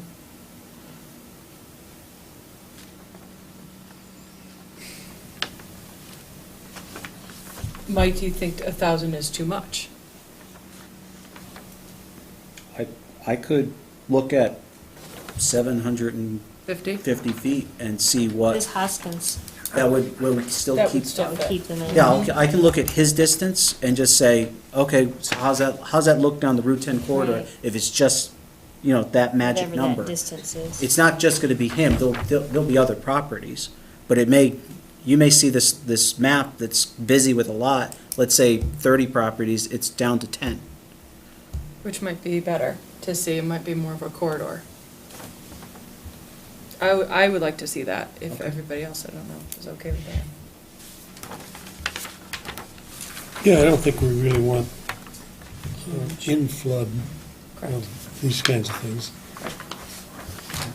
So I don't think the town wants to see it. Correct. I agree. We've heard that. We know that. Yeah, but it doesn't, we don't dodge the alternative for the developer. Right. To do an 830G. No, Right. no, So- Yeah. no. So we could say, it's 50,000 feet. Right, and they're still gonna 830G us, Yeah. so, 700, If they want 1,000. But this just gives them 830G that, is an obnoxious enough that it doesn't happen very often. Yeah. Our prior conversation, what Mike was saying, this just gives them the option. We're just telling them ahead of time that this is already, we've already looked at these areas. And remember, with an 830G, they have to build units available to the individuals making the 60 percentile income of the area.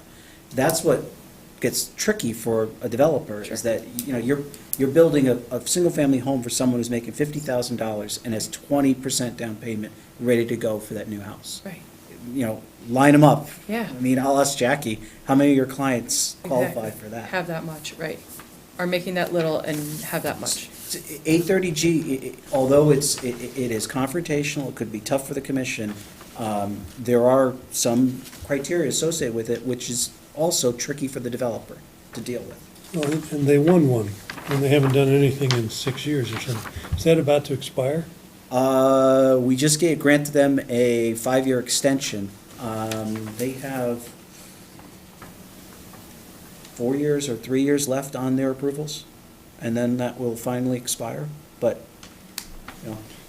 But it's sufficiently difficult to make it economic that they haven't done anything. Yeah. That's the other one that Yeah. passed. 830G, But- yeah. 830G also, remember, I mean, it may not be rent, it may not be ownership, it could be a rental situation. So, I mean, you could get, 830G could be anything that comes Right. through your door, Right. Yeah. under the guise of, I've applied for an 830G approval. So, So what Do you think we those 300 feet are gonna really make that significant of an impact? Yeah, he On said the it's number gonna of- knock out 20 properties. well, I, Potentially. Now you're gonna hold me to that number. Oh, okay, let's say 50%. Let's say we'll split the difference. Yeah. If it knocks out 15 properties, yeah, that's significant. Well, I mean, here's an example on the screen right now. Highcroft, which is in the lower magenta Smaller- color. Smaller, yeah. That kind of looks like an L shape under I-2 on the screen. That very likely will not qualify for that regs based on their linear distance from Route 10 if you were to go to 750 750. feet. Along with that property that's in the inner corner of Powder Forest Drive. Yeah. Was supposed to be assisted living facility. Seabury bought it. That property very likely would no longer qualify for this workforce overlay housing, but without doing the measurements to Yeah. confirm. Yeah. So I mean, there's like two examples of what 1,000 feet versus 700 feet will look like. Yeah, 700 feet seems like a good idea Yeah, good. to me. I agree. Well, I am not disputing that. What my concern is that to the extent we might have to one day answer to whether we made an arbitrary decision about this distance, it might be of some value to know if there's any other community in Connecticut or the Farmington Valley that uses a distance as a criteria here, and what are they using as a distance? Everybody else is over 5,000 feet or something like that. I mean, Yep, but and we're we're not. going to use 750. Yeah, I hear you, but we're not those towns, and we. No, they would have to have a spine kind of like Yeah. that meadow Yeah. structure. And the yeah, utilities, right. that's the other thing, is that's how we came to this, is because of the water and sewer Water hookup. and sewer. That's how we came to this. It's not like another town that would have, like Bristol. I know, Bristol's but gonna what's the have difference between 750 and 1,000? The demand on the 15 sewer different system, properties. The potential demand on the sewer system. I think that's your difficulty. Yeah, and 15 properties that would not apply. Yeah. I think your difficulty is that you have one that is approved. Right. So any change to your regulation, you Should can't include that. you can't put a situation where now he's non-conforming. Correct. So, I mean, because other communities may say, well, you gotta have frontage, never mind a linear distance, you have to be on the state road that, Yeah, and they're not. and they're not. No. So that's gonna be tricky going down that Ideal. road. So I guess you have a situation where you're trying not to create a non-conforming existing Correct. Right. approved. Yep. And that's where the linear distance We're from also the, trying to not disrupt the character of the community. Correct. 700 feet it is. Next. all right, I'll Yeah, we prepare can that move on. map, and same thing, Thank you. I'll try to get that map ready in the next week, and as soon as it's uploaded, I'll email the commission so you could see. And I'll do the same thing for the next meeting, and have my computer available, so we can look at it on the big screen. Thank you. Thank you. Yeah, Avon would be an interesting one to look at too, because they got Route 44. And they got a workforce housing zone that's been somewhat controversial down there since it was adopted just a few months ago. Right. The people came in Is the that next it, day and Mr. applied. Chairman? apparently. Yes, ma'am. Done today? We haven't discussed Airbnb. But I guess there are some people who don't want to discuss Airbnb, so we don't have to, but we did want to talk about the kinds of things that other people have done. And I think the last time we said, I think we would like to have zoning regs that permit such units. Now, when somebody does a B and B in town, forget about Airbnb, we had one on 185. Yep. We've had one on Hot Meadow Street. How have those been approved? There's one at Hickory Hill and Bushy Hill. Home Yes. occupations, Pardon? home occupations. So they came in as a home-based business. All three of them were approved as home occupations. So why can't an Airbnb be under the same, They can. do that. We just They have to could. set that. You I would just think. have to say that. I mean, Right now, they're just doing it without coming in. That's the thing. right.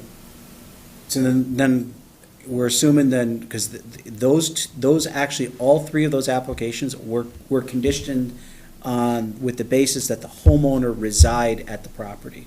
Right.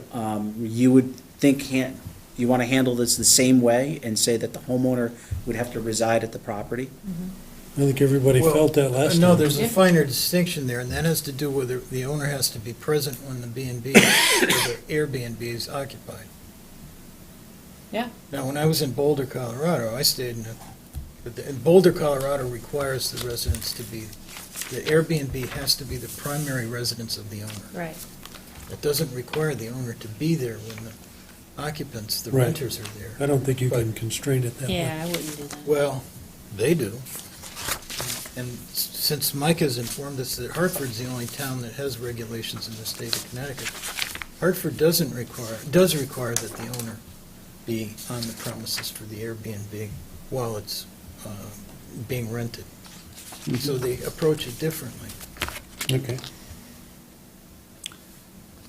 I think primary residence is Good. definitely, Yeah, Yeah, I mean, the Requirement. thing that we're doing for B and Bs in town ought to apply to Airbnb, I would think. you don't want, like, somebody to buy a house and operate it like a hotel. correct. That's what people don't want. Yep. Yeah. But But a home-based business is acceptable. let me ask you how you differentiate between a guy buying a house and renting it for 6 months and a guy renting it week to week. It's a lot more traffic. But the guy that went there last week went away, so it's really a lot more You're still traffic. gonna have to come up with definitions for short-term rentals or Airbnb or bed and, we don't even have a definition of bed and breakfast. So potentially the three that came through, someone said, well, the only place I can fit you in is home occupation, so that's where they were fit in. I think that to cover all your bases, you would definitely have to look at providing some additional definitions. And you might even want to look at, I mean, our home occupation regs are pretty sparse as far as conditions and what you guys look at in the criteria. And if you're going to do that and you're going to consider placing them under there, you're going to want to look at that criteria too. Well, and last time, didn't we talk about renting it X amount, no, not to exceed X amount of Yeah. days per year, something like that too?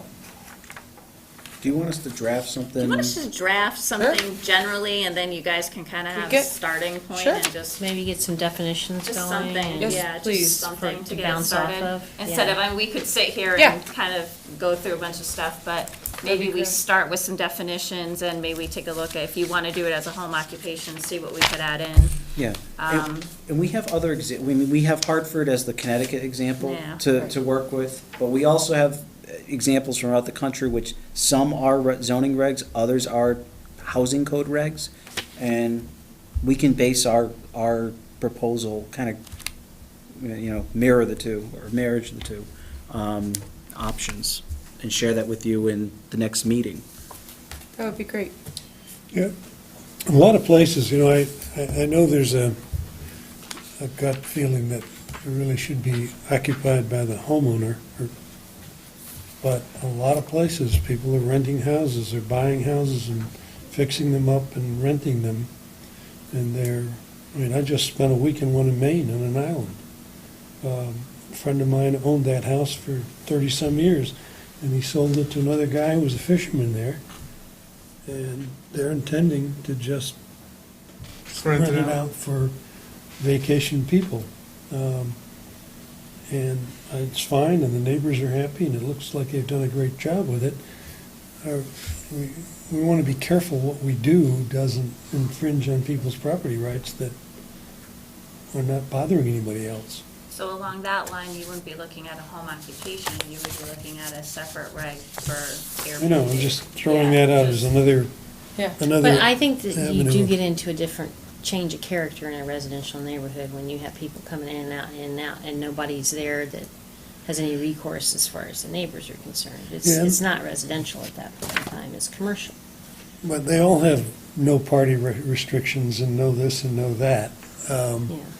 So there's, that's in the rental agreement, not in the zoning thing, but you could say things like that in the zone.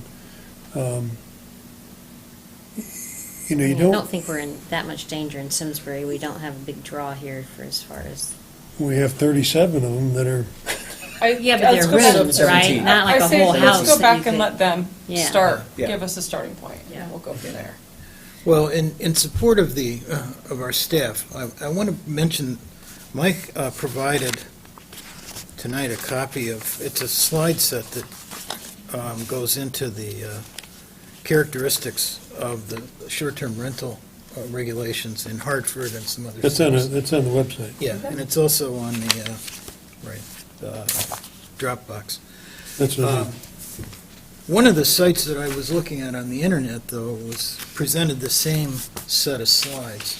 And the slide set is from two attorneys with Carmody and Torrance. I think they're in Waterbury, I forgot where that firm is, but there were two other conferences. That's a slide set for a conference the Carmody and Torrance attorneys did. And then in November 17th, 2017, the Connecticut Bar Association did a conference on proliferation of short-term rentals and implications and stuff. And they had those same two attorneys from Carmody and Torrance, and they also had Dwight Merriam, a friend and resident of the town of Simsbury, who occasionally is engaged by the town of Simsbury because he's a nationally regarded land use attorney. He was the panelist along with those other two attorneys. And then on June 11th, 2018, there was a Connecticut legal conference on Airbnb, the implications of short-term rentals, yada, yada. Same slide set. The same two Carmody and Torrance attorneys and Dwight Merriam were the panel for that other conference. My point is partly that there are people out there compiling research on this stuff and what's going on. We could spend a lot of time here trying to reinvent the wheel and taking a lot of time from our staff trying to reinvent what might be, there's a fine line, I think, between educating ourselves and, taking time to do work that, there are experts out there who could, like a Dwight Merriam, if engaged to do so, he could probably present something to us that might be a beginning regulation that we would know was enforceable in Connecticut, and we would know was somehow reflective of what's going on around the country without having Mike and Robin do all the research to find out just what they're doing in San Francisco and all that sort of stuff. Yeah, I think that's a longer-term thing, unfortunately, though. Well, We've created Go a ahead. firestorm Yeah. with the letters, and we have to do something more quickly than, So we've been to two of the conferences that you talked about, and Dwight actually, we invited Dwight to come to our organization and give a presentation on short-term rentals about a year ago. So we're pretty well versed in Dwight's opinion of short-term rentals, and honestly, the consensus is, depending on where you are, there's multiple different ways to deal with it, and unfortunately in Connecticut, no one's kind of, other than Hartford, no one's kind of taken it on, so, and we can use Dwight as a resource anyway. He happily works with us because he works with our organization quite a bit. He actually reached out to me. Yeah. After the Hartford Current article and sent over one of his presentations and an article that he wrote for the American Planning Association. So I can ask him if he's interested in. Yeah. did he send it to the reporter? No. No. Yeah, exactly. Yeah, that was quite an article. That was a little, It was incorrect, at It best. was- very misleading. Yeah, exactly. At- The title at was least. very. Oh, misleading. absolutely. Very misleading. Yes. I was like, wait, I was just at that And nothing's meeting. been and- determined. Yeah. It's a simple fact. Right. I guess my thought is partly that there's no director, so the staff is shorthanded already. And there are concerns. There are people, especially as a result of Jim DeVivo and his concerns and effort to communicate that, a mistaken perspective from a reporter. I think we ought to consider getting some additional resource to work with our staff and ourselves. And in the interest of time, suggest even more substantially that we do something We like can that, reach rather out than to just let Dwight. weeks and months I tick think they're by. doing that. Yeah, Yeah. they can Pretty handle soon. it. We, We also Don't- asked Bob D for an opinion on Well, are they doing it? So- yes, let's not try to And actually, micromanage their Bob world. D is supposed to be working on this for us too. Yeah, so- we gave Bob D a heads up probably did. 3 months ago on Yep. And this. he said he was going to research and get back to us, so it's probably time to, And we have a legal meeting on Yeah. Wednesday of this week, so I'll bring it up at legal Perfect. and see if I can have something from Bob DiCrescenzo, maybe some guidance along with our work for you at the next meeting. Perfect. Thank you. Okay. I would like to make a motion to adjourn. Second. Second by- whatever. Second, No? second, second, second Yeah, by everybody. everybody's second. All in favor? Aye. Opposed? Thank you, guys.